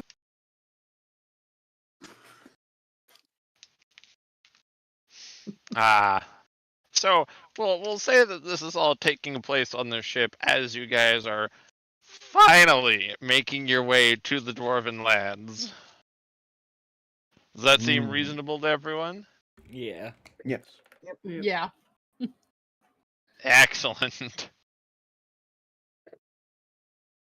So Gideon, you are happily sitting there with a functionally a full room of students. You've taken up like one of the corners of the below decks area in the kitchens, and people are sitting at the dining tables and they're kind of scribbling down notes. Some of the other crew members have sort of joined in to catch a couple words here and there that they can learn, and it happens that you, Captain Astrolabe, you see the lands approach. You see the telltale sign of the home mountains of the Dwarven kingdoms and their most iconic features. You see these 5 great smokestacks that jut up into the clouds, or very nearly, as it appears from the way the horizon is set. And you know that these are their lands, the home of the great forges, the noble houses of dwarven kind. Quick question for DM. Yeah. Would there have been another full moon or transformation between the taken here and then to get to the... Logically, yes. Yes, there would have been.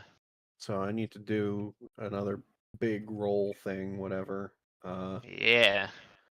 So again, having Gideon down there so we can have the aura around me to help me out with this, I guess.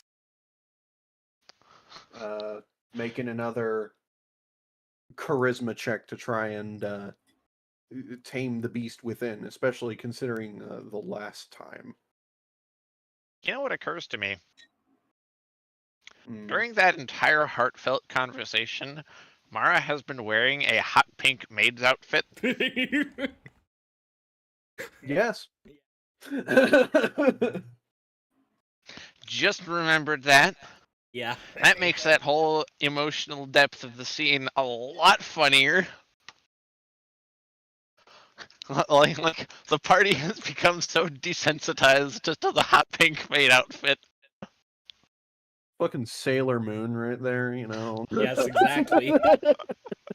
Just wait till Mara can cast Moonbeam. She can't already? It's like a, what, second or third level spell? It might be higher level for sorcerers. No, doesn't work like that in 5e. Might not be a sorcerer spell. It might be just like a druid or wizard spell. Oh yeah, it's only druid. Yeah. Ah! Yeah, So that's just what gotta wait for Sunbeam then. That's what I becomes used to vaporize a vulnerable man in the last For Spelljammer hitting session. the baby. Yeah. learn Sunbeam, become Solaris, be the sun. Praise the sun.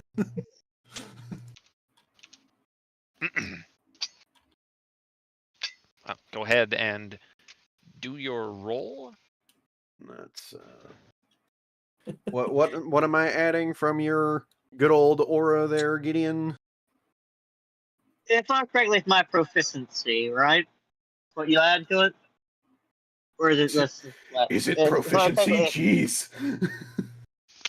I thought it was charisma. let me check real quick. If it's my charisma modifier, you will be adding... Actually, let me just check real quick, just to make sure I'm not saying something. It's Aura of the Guardian, blah, blah, blah. Gideon, you keep saying things. Wait until you've read it before you say things. Is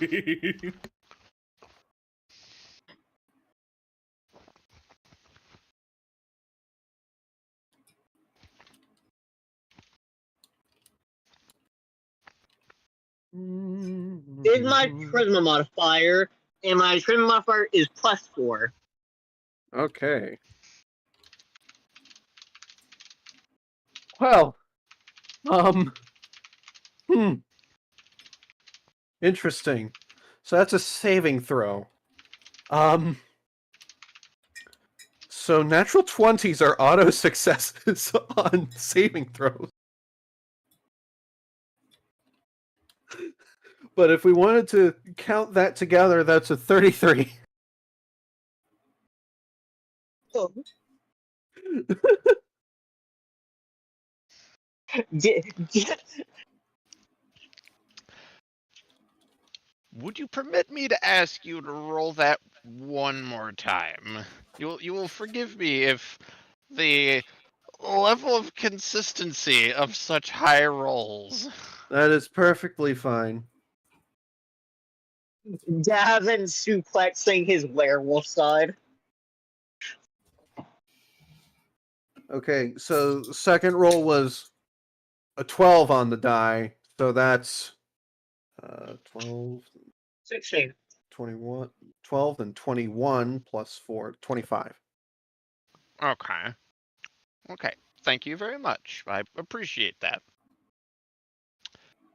Roll with disadvantage. Why? Because unnatural luck. Fair enough, fair enough. We'll say that the reason for rolling twice is that the roiling emotions, everything which has been straining on mind and body, has been especially toll-taking upon the wolf within. That's fair enough. It almost broke out last session, so go ahead. So, as that full moon rises and you feel it take hold, it leaps as a hungered animal. You feel it gripping at your mind, and you practically have to catch your breath, catch your very neck as though it were strangling you physically. You battle fiercely with it, and Gideon, you feel some of that tension that Dr. Gavin is feeling from this mental duel he's in with the wolf.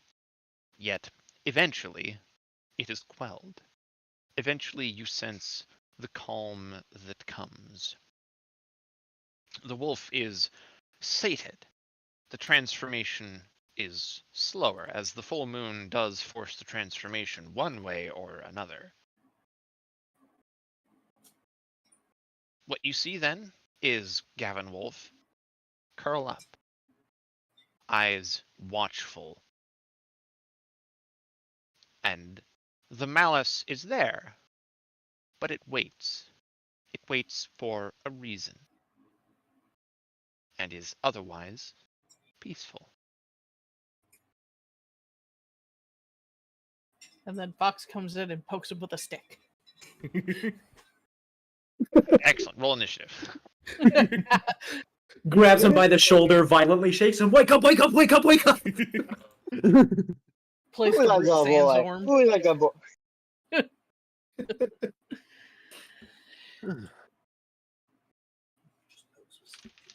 All right. It is, however, time for me to go and get my roommate. Break time! All right, so we will be back in about 15, 20, however long it takes minutes. So, Something like that. yeah, soon. Goodbye.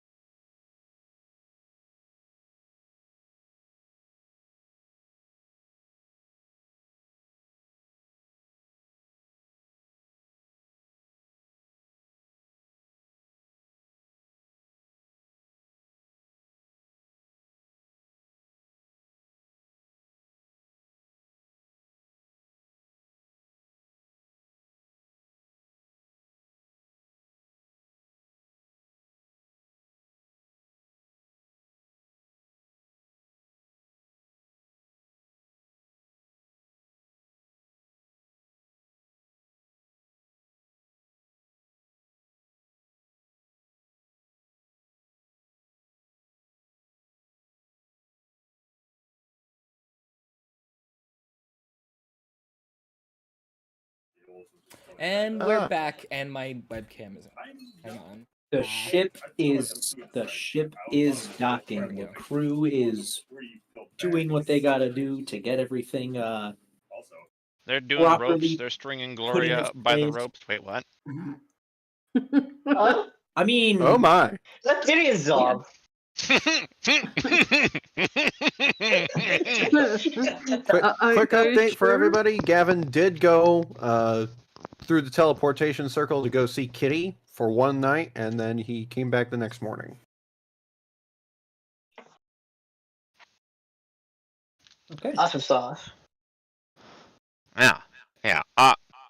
As a real quick, Gideon, I'd like you to make a wisdom save. Oh no. Gideon. Um, Oh, no. Fuck, I am not at my computer. What is my modifier for it again? I am straight What up are not at you my computer. doing? I am sorry. Distracted. I am busy. I was straight up not prepared. Hold on. Give me Let me Oh, good check heavens. here 5 real- minutes tops. Your wisdom modifier is +2, but you're proficient and you've got your paladin shit in it, so your wisdom save is +11.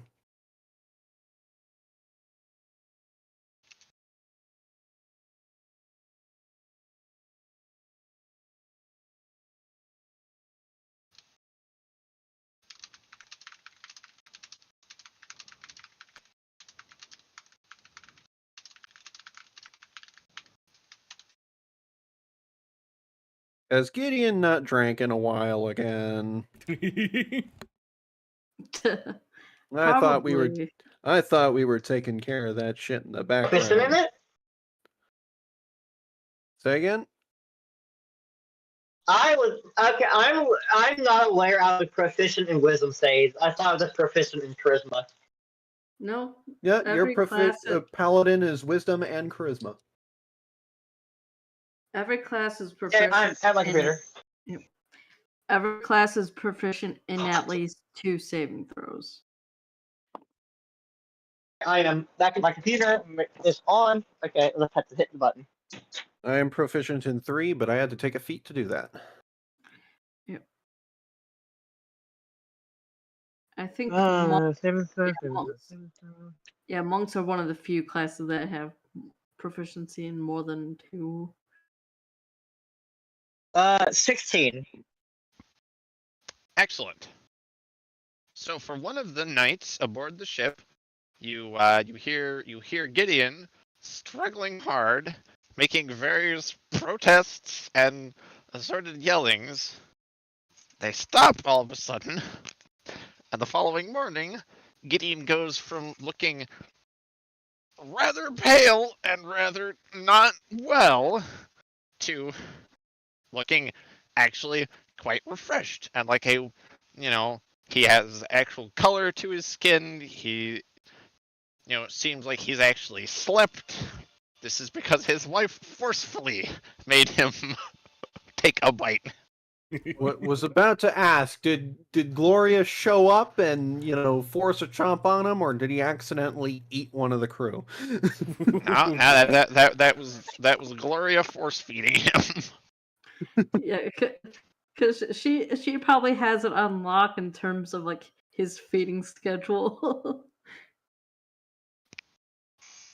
So she knows it's like, hey, it's been Yeah, a I feel like moment. Gloria of all people would be innately aware of when he needs to feed. I'm just Yeah, remembering that meme of Ash or Red or whatever waking up and Squirtle's just there. You need to stay hydrated.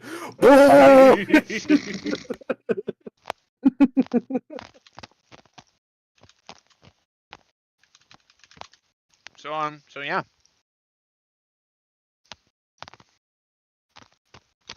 They that's what happened with that. So Gideon, you are reset on that schedule because your wife cares and loves for you. Awesome.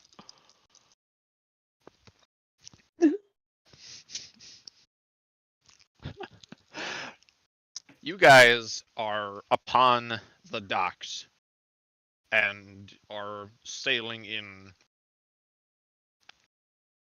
Barrack, these lands are so familiar to you. You even recognize this port town. This is when you had first left to your adventures. This port had been the point at which you left. It's like it's like home, like on the deck, like home sweet home. I know people aren't gonna be happy because delays, but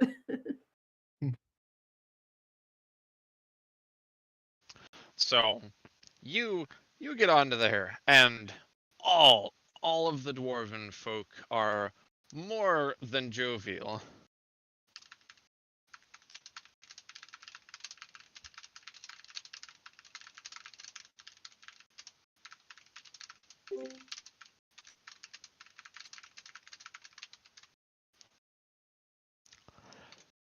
You see them all running up. They welcome you with very open arms.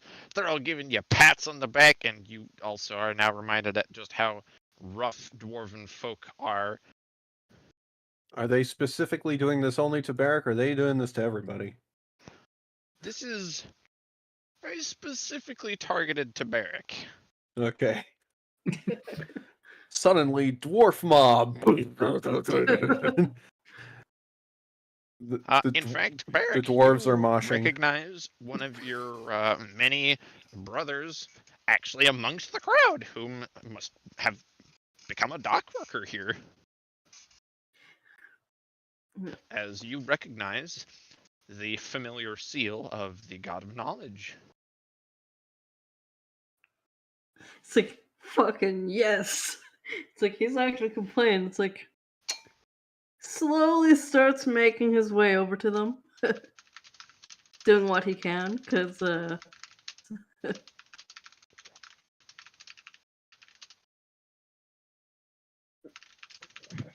he's not used to the attention. He's the awkward duckling, and it shows. He has like probably one of the lowest tolerances in terms of large groups suddenly flocking all around him. It shows.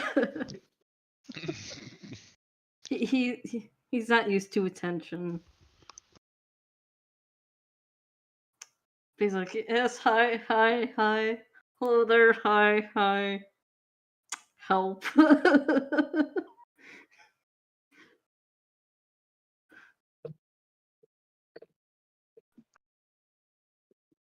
Gavin sees this and is thinking to himself, man, I wish I had childhood friends.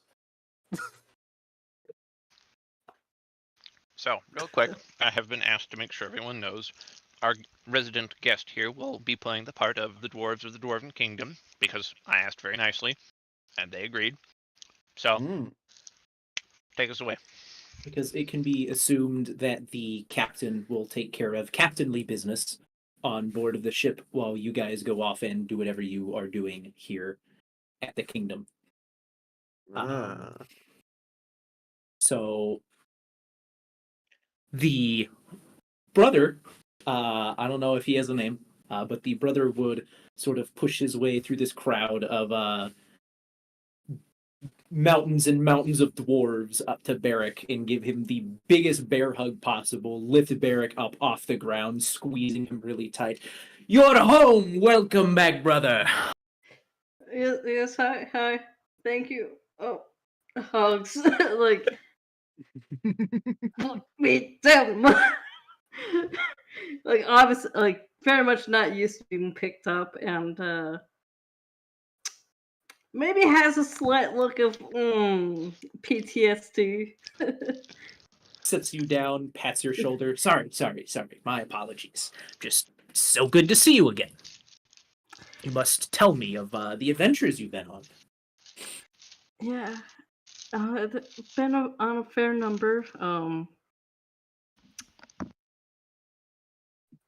It's a long. Some of them is long story, and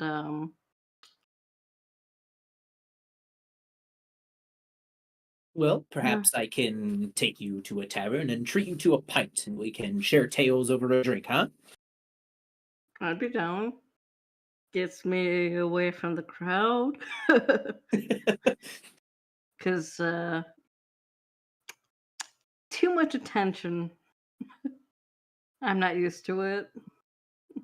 Understandable. Well, then I will I will take you to a tavern right away then. The money for the drinks, it'll be all on me. So, come now. And he turns and he addresses the rest of the crowd of dwarves and he shouts really loudly. He's like, "Make way! Barrack requires distance. He wishes to have his personal space. So all of you, be off. Go away." You hear varying groans of oh come on, yeah. And There will as be though the time Red later. Sea had parted, The Red Sea, because they're dwarves. And they have okay. ah, So he is taking Barrack by the shoulder and leading him on into a tavern. Kind of looks towards the rest. The rest of the party. He Barrack indicates towards the party. Yeah. If you want them to join, they can as well. They also have. They've been part of the group I was. They're the group that I've been running around with for a bit. And it gives a glance back to everyone else. Hi. Yeah, I think we can spare some money for a round for the rest of your friends there. But Oh, it's No. fine. I can afford my own. But thank you for the generous offer. no. I insist. As one of the royals here, I must extend my hospitality even to those who are not native to these lands. So please, come on and enjoy a round on me. Oh. I was swearing off alcohol for a bit, but I feel like I've gotten to a good point with it. Who am I to decline? Gavin starts walking up. So everyone is led into said tavern. The if I brother may real quick. Huh? Not to interrupt you too much, but just to set the scene of where this tavern sits. Yes. As you're walking through this city, you notice that it's been kind of built up on something of a very short artificial mountain. It's maybe only 10 stories tall, but it seems that the verticality is something of a necessity for dwarven folk to feel comfortable. So it's built in a tiered structure. This happens to sit on something of this third story, with a balcony area that's built to overlook the seas. And it's quite the nice place. It's natural stonework. There is actually some woodwork as well that is well represented. In fact, Barrick, you'd remember that intricate woodworkings are one of the greatest exports of dwarven kind. Gotcha. Now, to the rest of the party, you're seeing Barrick look at all of this intricate detail, and there's a look of wonderment, as if Barrick knows every little piece of history as to who might have carved this piece, and who had influence on this piece, and, you know, what specific tool this was which had carved it. And then even the alcohols that are behind the counter, they're a delight to the eye, each and every one of them. Gavin is asking about everything. Well, ask it in character. Oh, what is? How do you get the structures? The pillars. What? How are they maintaining that kind of load up there? That is incredible. A lot The of power of balance. dwarven engineering, my friend. Yeah, balance and engineering. Such an interesting angle it's at. Oh.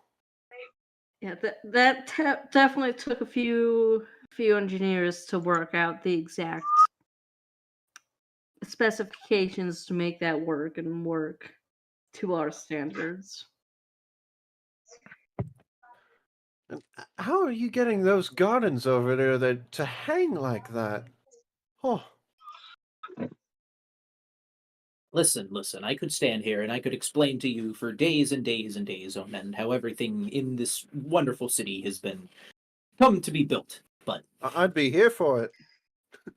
I am 100% sure you would. And as much as I would like to spend the time to stand around and explain it all, I would still like to hear more about Beric and his tales and everything you guys have been on, at least for now. And I mean, also, I am a royal of this land. I am a busy man. I have things I must do, but there is always time for family.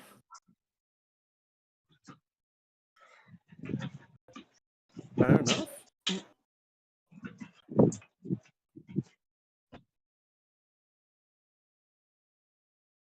I hope all you guys got cardio in with all these stairs you gotta climb.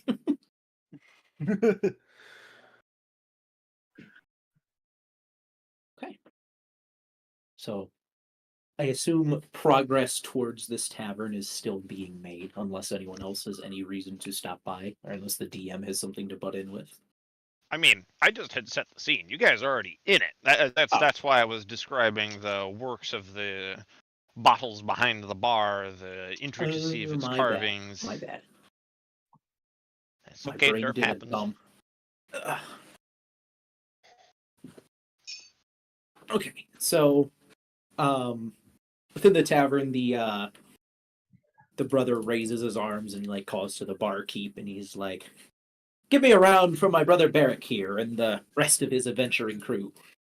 And so the barkeep goes to work. He fills up a pint, walks over, he sets one down with a lot of enthusiasm in front of Beric and claps Beric on the shoulder and says, "It's good to have you back, buddy." And then he fills up another couple of pints and he turns to the rest of you and he just like his face just goes straight and he just sets him in front of you and immediately turns around and goes back to his business.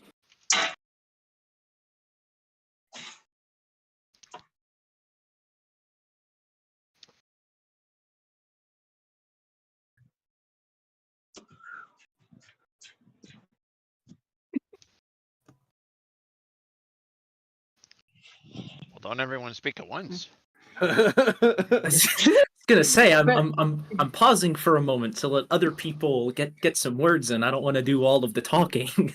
Beric's just like very much just like beer. I have literally talked for so much already for this session. I'm okay with being quiet. Beric's a happy camper right now. He has his beer. He has his alcohol. Alcohol. Booze. Oh yeah, that's right. Beer's Beric's one thing. favorite morning drink is alcohol with a dash of coffee. Beer, the breakfast of champions. Oh, beer's And, one thing, but have you got any whiskey?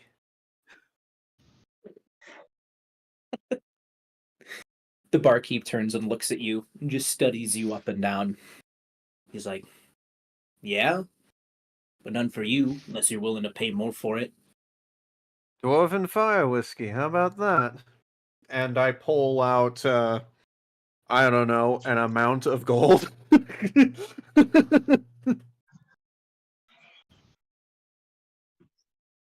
He studies the pile and just like looking at you with a shifty look, just takes it and turns around and grabs a bottle and pours you a whiskey glass. So, you know, it's not No, like the bottle.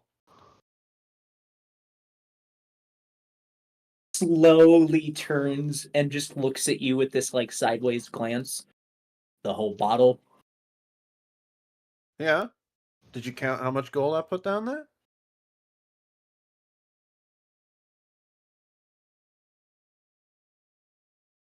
In He case looks you're at going it. to ask, it would be enough to pay for the whole thing, depending on how much he dropped, possibly 2.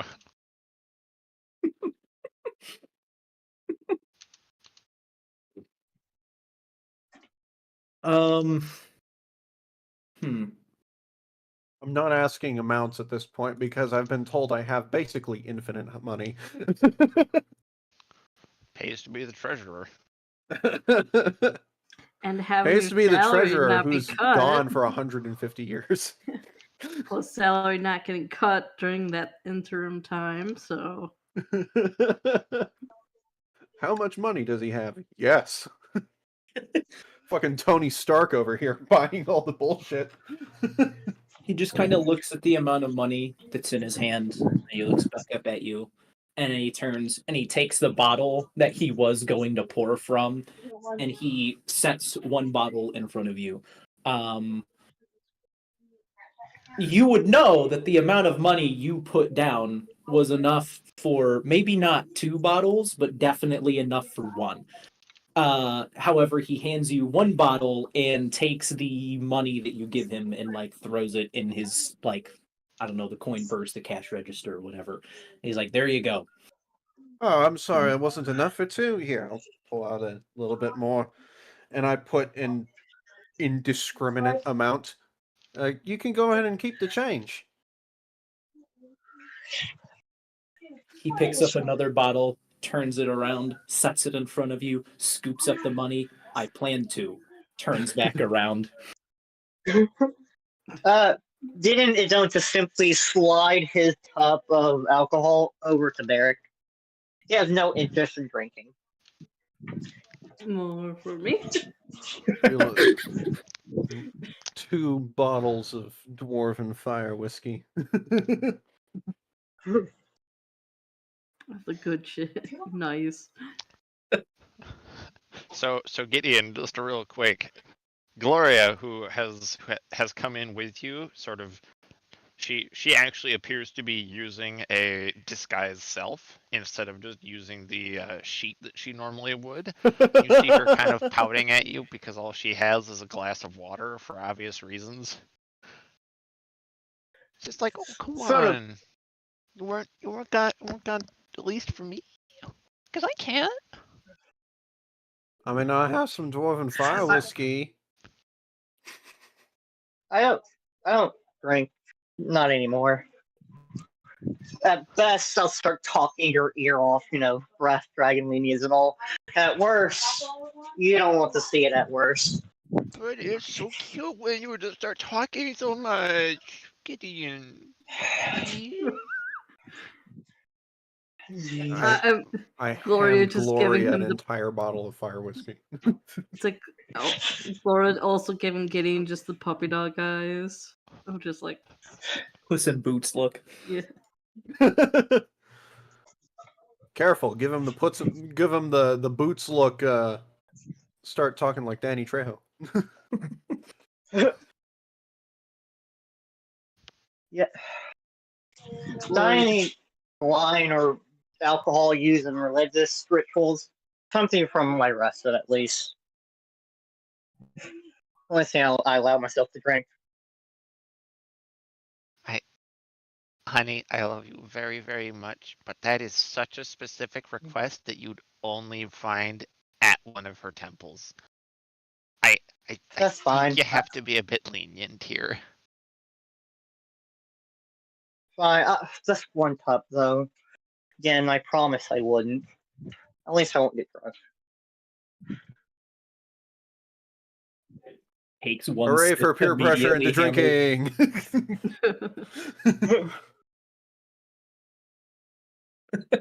Only one glass cuts the top off of an entire keg. Welcome to the Dwarven Kingdom, bitches. It's like, huh? And it's like, and you wonder where Barrick's penchant for just having alcohol, coffee with his alcohol comes from. Now, I will say, uh, the bartender or whatever is he seems to not just be engrossed in like his work or whatever, but he seems to almost be otherwise actively ignoring you. He's Like, doing the what? like wiping out a cup for the 300th time that's clearly clean, but he's going at it with the rag again anyway. Are there other patrons in here? Indeed. Just checking. Are they as indifferent or quiet, I should say? They mostly seem engrossed in their own business. They're drinking, they're chatting to one another, they're enjoying some foodstuffs that have been brought to them. Fair enough. It is like, midday or something.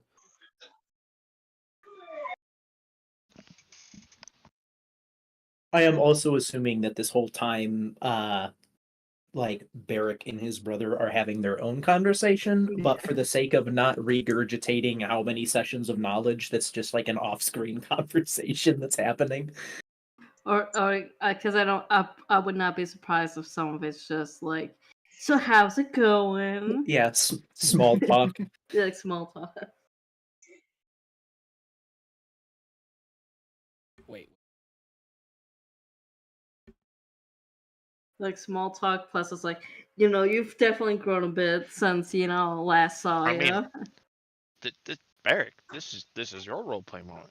If you two want to have this conversation, have it. Oh,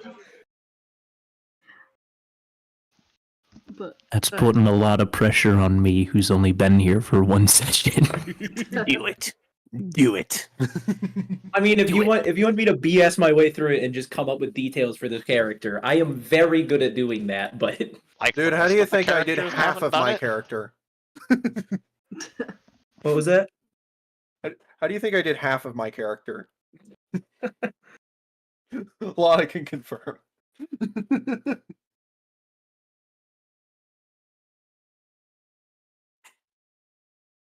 I don't know. I don't want to take over everything with just a conversation with two people when there's like 5 other people involved.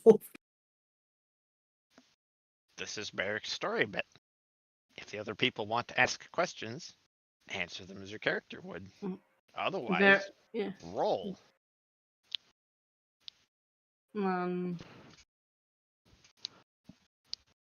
Also, to be fair, all the other players have taken up like the rest of the session.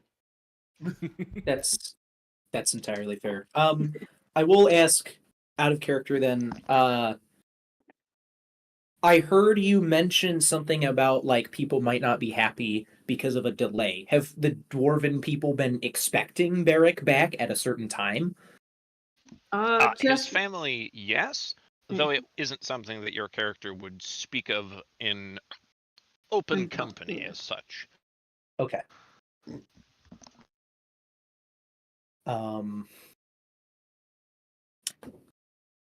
Well, I guess he'll kind of like look around a little and then lean in just a little, and just be like, "What took you so long to come back?"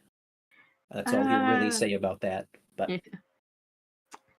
and he'll kind of like look to the rest of the party, look over, and it's like, the long and short of it was we got sidetracked by events and one of our party members getting essentially teleported to somewhere else and then having to go pick him up and then dealing with combat. Getting teleported somewhere else? Where? How did you get them?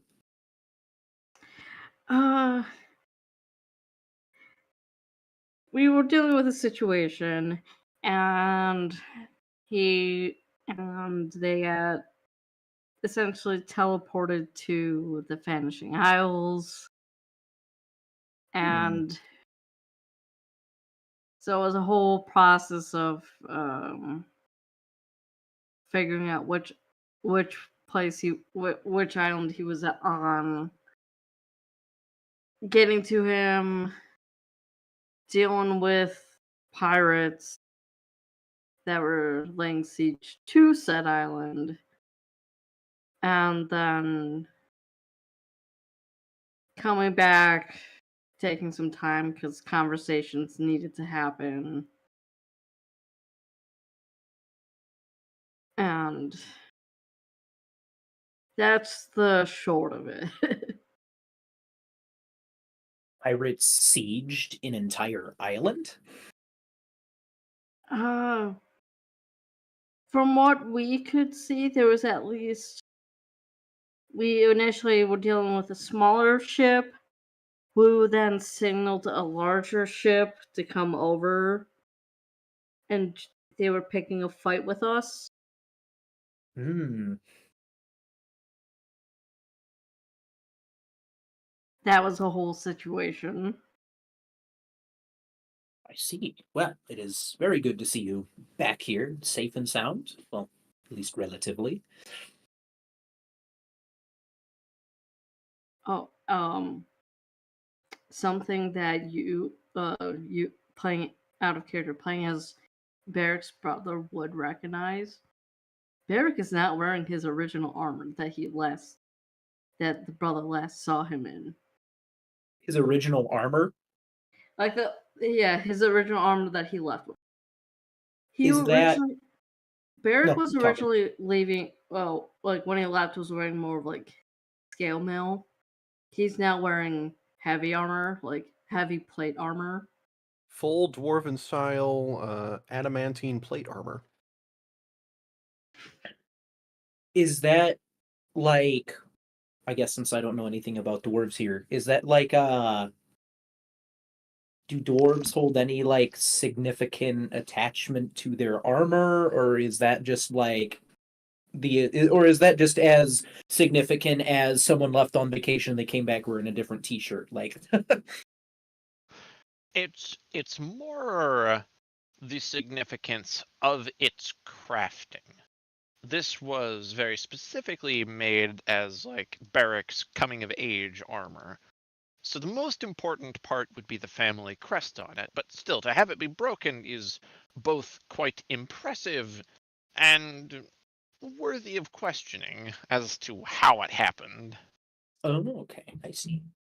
But the biggest thing would be hey buddy, the upgraded armor. What happened to your other armor?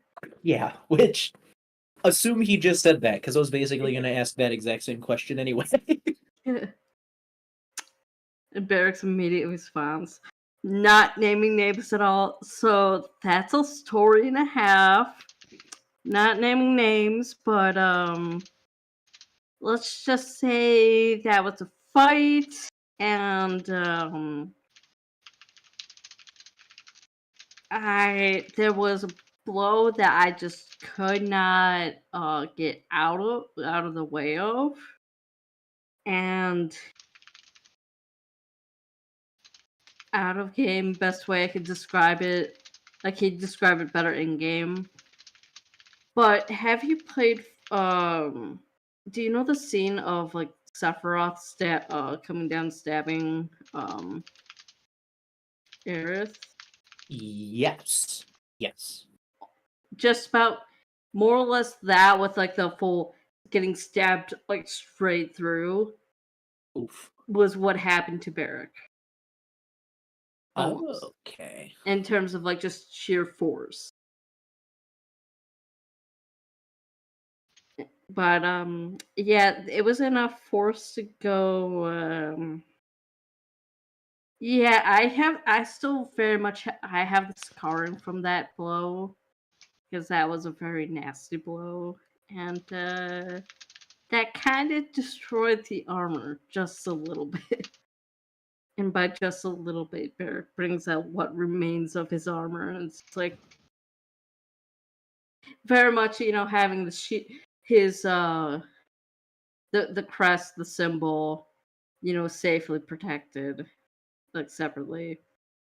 Brings up like the remains of it. It's like, yeah, yeah.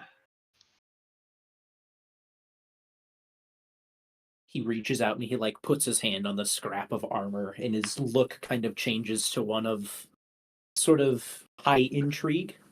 High intrigue, but also concern. It's like, Yeah, the but fuck? a lot of concern. Puts his hand on and through the armor. Yeah. It's like something managed to destroy this armor to this degree, and you yet live? I question that myself. But I do not question the will of the gods. They wanted me to live, despite Knowledge that blow. protects those whom wield it well. Well, that is certainly something. We might not have ever seen you again. It just makes me even more happy to see you back here. Yeah. That was a lot of pain, though, for a few days. Well, I can imagine so. Certainly that would be no walk in the park.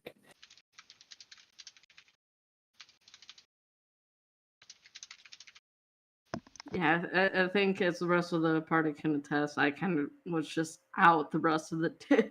As soon as we got to back to a safe spot, I was like out for the rest of the day and the next day, even in terms of just like not moving around at all. He like kind of glances past you down the bar to the rest of the party lined up, and he looks back at you. He's like, "So you people here have been treating you well, then?" Yeah, overall pretty good. Wow,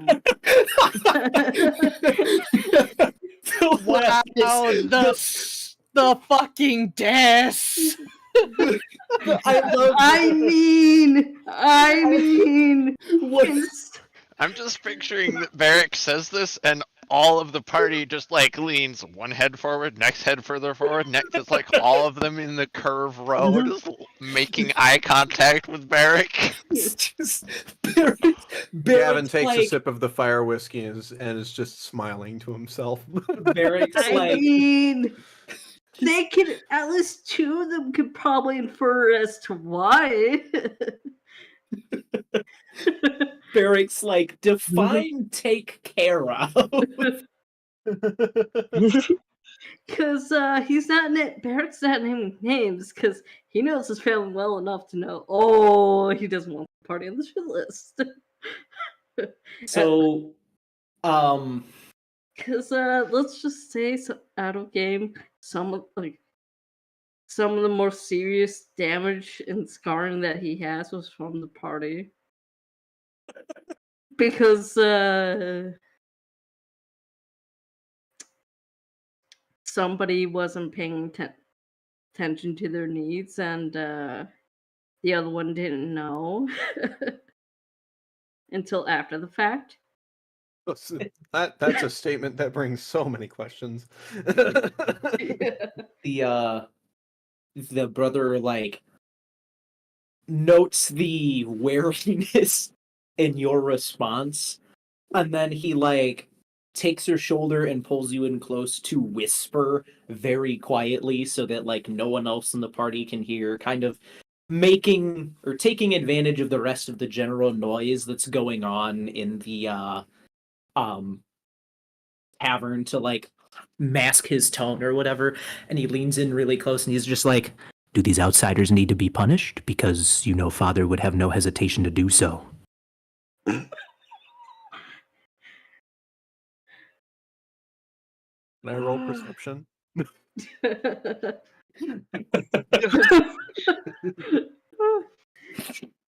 If Barrack would probably like put a small hand out, just like to be like, not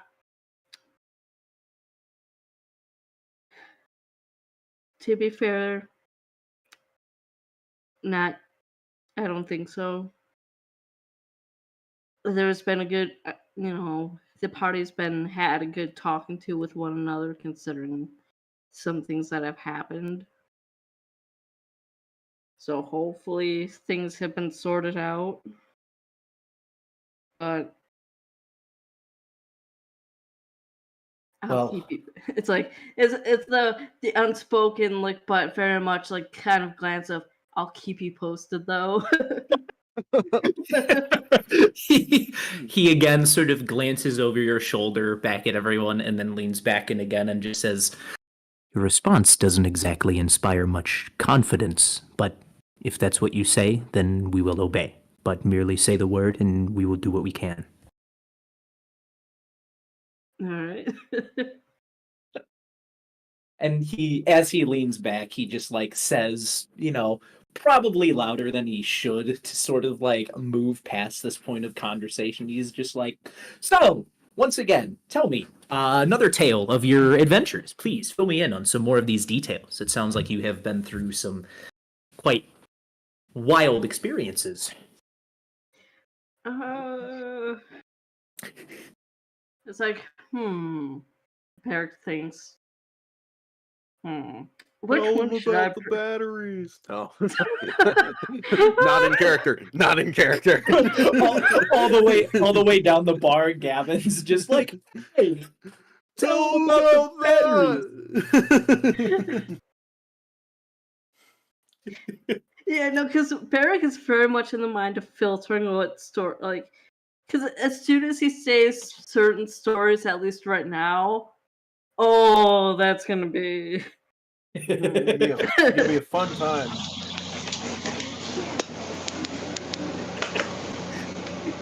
Gavin leans back. Gavin Whoa. leans back, points at Gideon, and he's like, "This guy forgot he's got wings." Multiple times. Who's like taking a walk outside next to a road? Yeah, I was about to say, who the fuck is playing D&D in a tornado? But hilariously enough, So, Koga just casually crossing the interstate.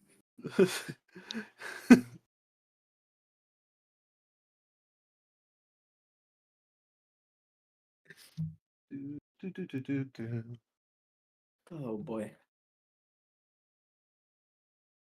but just thought of the amusing story that. So, hey, brother, you know that brew I usually make for myself? Yes. A few of these guys tried it, and that one indicates to Gavin he's tried it and ended up staying up for 3 days straight. it was really tasty.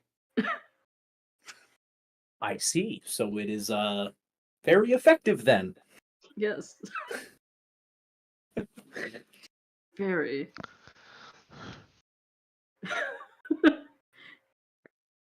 And I think the amount of times I've been asked by the rest of the party to make that brew again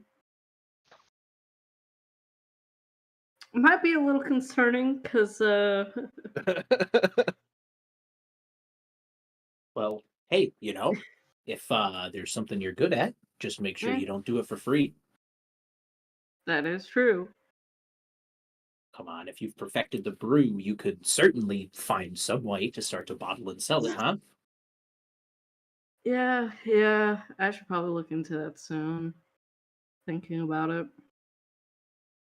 Oh, Barrick, you should mention the books. Gloria chimes in. Which ones? Books! Barrick sweating. He's like, I don't know about that. Oh yeah, which books? Now Gavin's curious. I don't think he knows. What books? It's like, Yeah, Derek.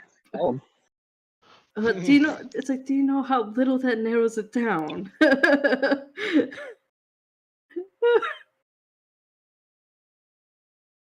Well, Gavin gives Gloria a look. Is it those books? Gloria makes eye contact with Barrick. Staring into his soul. You know what I'm it's talking those about, books. Eric. Tell him. Do it.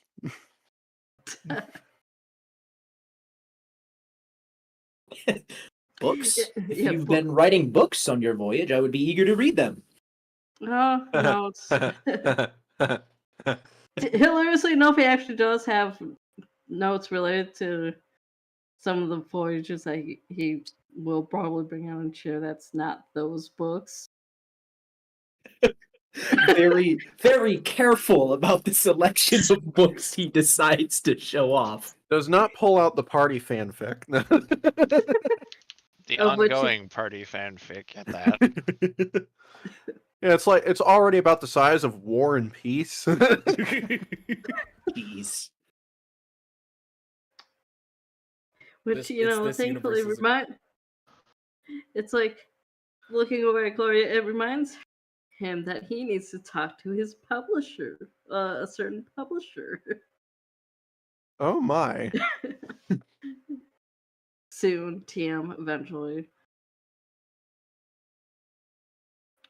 But he does bring out some of the books and notes that he's kind of been taken over.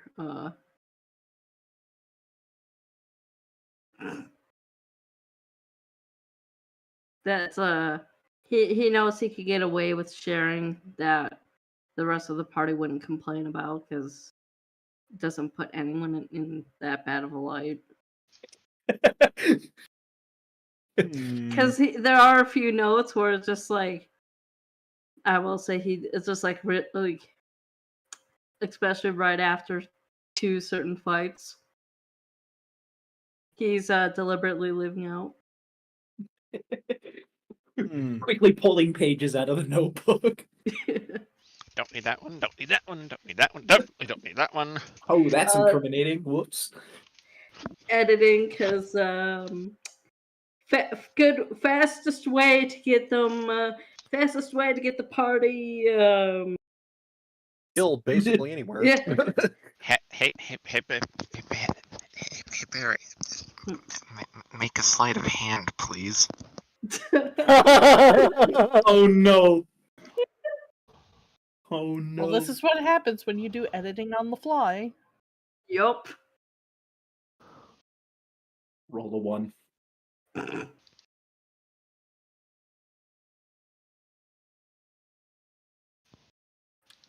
Half tempted to just channel divinity, knowledge of the ages to gain proficiency.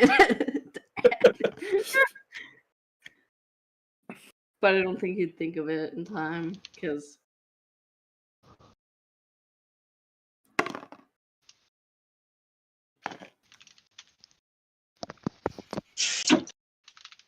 hey, Dice God. That's Uh-oh. fucking hilarious. Uh-oh. Second roll is a net. My second roll of the night is a net 20. Dang. What's the first roll? The first fuck, that was a while ago. That's fine. Yeah. Oh boy. I know he did roll for something earlier, but yeah, nat 20 for a total of 20, because he has no proficiency. He has no modifier. You manage to like flip a page like as you're pulling the other one out, so you're able to do like a misdirect with your hands to cover the page being removed as one is closing and moving. So it kind of just looks like it's folding funny, and you manage to do this with practically every single page you turn, and you're able to keep talking well enough to keep your dear sibling from seeing any of the Tomfoolery. descriptive pages. In both directions. The The ones that would dishonor the party and the ones that would dishonor Barrack. yeah, because that's a separate conversation. That's Oh, that's an interesting description. Oh,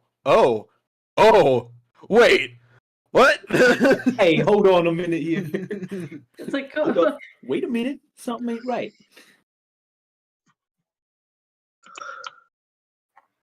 Oh boy. That is not the kind of Dungeons and Dragons we were talking about.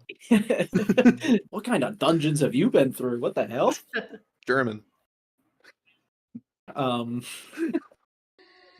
Anyway, he's like, "What? This is all very well written. Excellent work. Although I can't help but feel like there's a hole or two here and there, but never mind. No matter. yeah, I'm sure it's still stuff you're working on." Yeah. That's all stuff that still needs to be edited, and worked on it to get to more precise wording. Because some of that stuff was some of the stuff I have still is just thoughts on page. No kind of thoughts connecting them. They're just there. Right. Barrack flew real close to the sun on that one.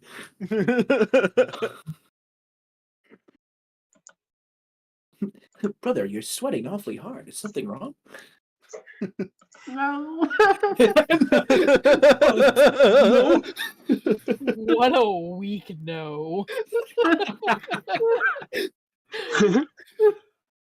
That was the most genuinely concerned no I've ever heard in my entire life. But it's also very character for Rashiva. Like, is there something wrong? No. No.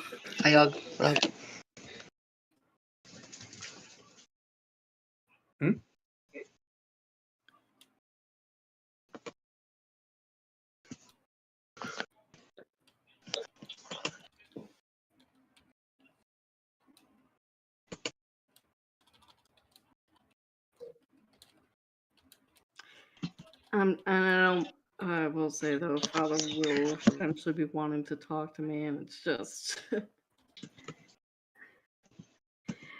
kind of just enjoying this time to just take a moment to reestablish myself.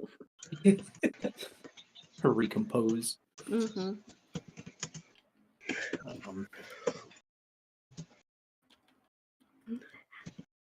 But the conversation has certainly been absolutely wonderful, and I am willing to sit here and talk about it until the sun goes down and up once again, but I know you must have come here on some sort of business, and I don't want to keep you too long. It was said earlier, but is Barrack's brother here the same person who also had a symbol of the knowledge god or goddess on him? Or was that a different dwarf? Indeed, this is the self-same brother. Okay.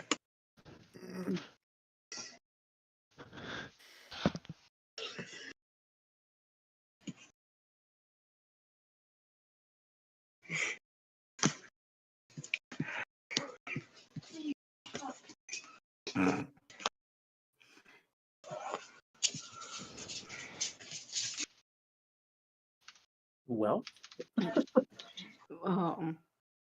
Gloria kind of... Maybe you should ask for lodgings, Barrack. Oh, strong water. strong water! Ooh, it's got a bite to it! What a sentence. I mean, considering where we are, not out of the question. I mean, I can pay for lodgings. It's fine. That's actually something to ask is, where, was lodging, what was the plan for lodging? I'm assuming we have to find our own place. Well, I mean, for you coming back, I'm sure I'm sure we would be able to find somewhere for you to lodge, and we could more than cover the cost, I'm sure. Yeah, I think the biggest thing is finding a place for the group. Well, once again, a couple nights at an inn is something I'm sure we could handle, even for the lot of you. Yeah, and I would hardly want my brother to be sleeping on some cold bedroll on a stone floor somewhere. You've been out adventuring long enough. You've probably had enough nights similar to that, so we would like to make sure you have a proper bed to rest in. yeah. Hmm. Insert, tavern / inn that both brothers, like that Barrick and the brother would know, but out of game. Player does not know. Hey, is insert, like inn still running? Hmm? I know that was a one of the spots I know we usually used to grab a place at when we've been out for longer studying. So, okay, out of character, I'm just making sure. Is Barrick asking his brother for a place somewhere, like a specific inn or tavern? Yeah, it's more so it's like he's Barrick because Barrick has not been been back home for a hot minute, but it's like, hey, is insert like inn or tavern that the both of them know? Oh, okay, Yeah, okay. is that still up and running? Why, yes, of course. I recall, like from what I recall from that place, it was pretty good for the price. Absolutely. If that is where you and your friends here would wish to lodge, then that can definitely be arranged. Yeah, because that like I think that'd at least be a good starting point for now. And as needed, we can adjust things later.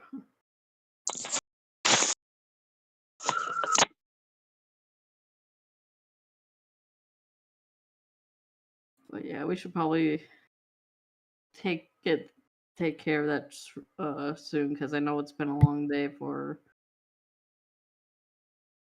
the party as well. Long day. It's only 2. You channeled your Curie voice for a second there. Did I? Only 2. Just a little bit. Curie is now There's part no of this cost, no campaign. Do not resist. Oh Barrett no. kind of looks over at Gavin. And it's like, hey, it's probably a good idea to get that set up now, Fair enough. because that way we can get that all taken care of. So we do have a place, and then have like a more or less temporary base of operations until, at least for the moment.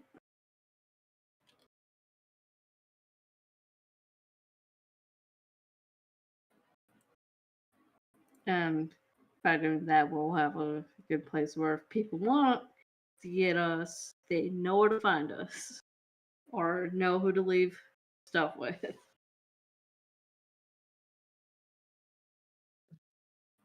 Oh boy. Well, um, Shall we lead the way to that particular end then? yes, absolutely. Are you seeking to settle in right away, or perhaps later in the day? Look, kind of looks at everyone else. It's like, who's all up for doing a little explore now, or who's all ready for? Because we still have answer, likely a few hours left of the day. I think what you suggested works best. We set up a little spot for us now, and then with what time we have left, we go out and do a little exploring, whatnot.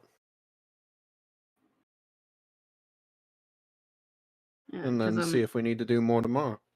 Yep. Alright, let's get that started then.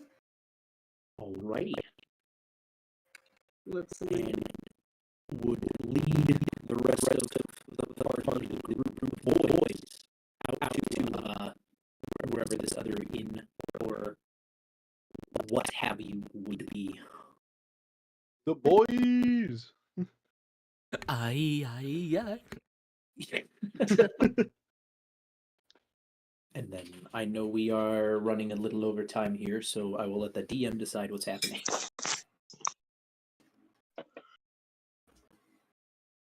If he's here. God. Lana explodes. Mic check. Remember, if he's not here in 15 minutes, we're allowed to take I over. am here, but mentally less and less and less so. So This if we is how- actually could, I believe I'd like to call it here. I'm going to Well, very we much. haven't. Yeah, Alright. I was about to say we are at a good, kind of like stopping point in that Yeah. Eric and his brother are leading the rest of the party to enter tavern or in here that the both of them know. That's good. I wonder what the docs are doing with the giant bird. Having a damn good feast. No! Vibing. It vanishes at 0 hit points. It's the Alive. entirety of all the dock workers are just like throwing it a bunch of bread, feeding it like a giant duck. Quack, quack, motherfuckers. But yeah, we could start off next time having Yeah. the brother and Barrack, setting up just set up the rooms for the party. Yeah, that's like a perfect stopping point. Yep. What's Barrick's brother's name? Lana sent it to me. Drontiel. I assume I'm pronouncing that correctly. Mm-hmm. Spell that, please. Drantiil.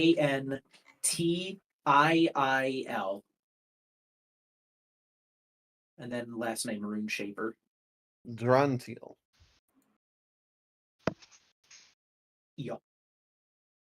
Yo. Alright.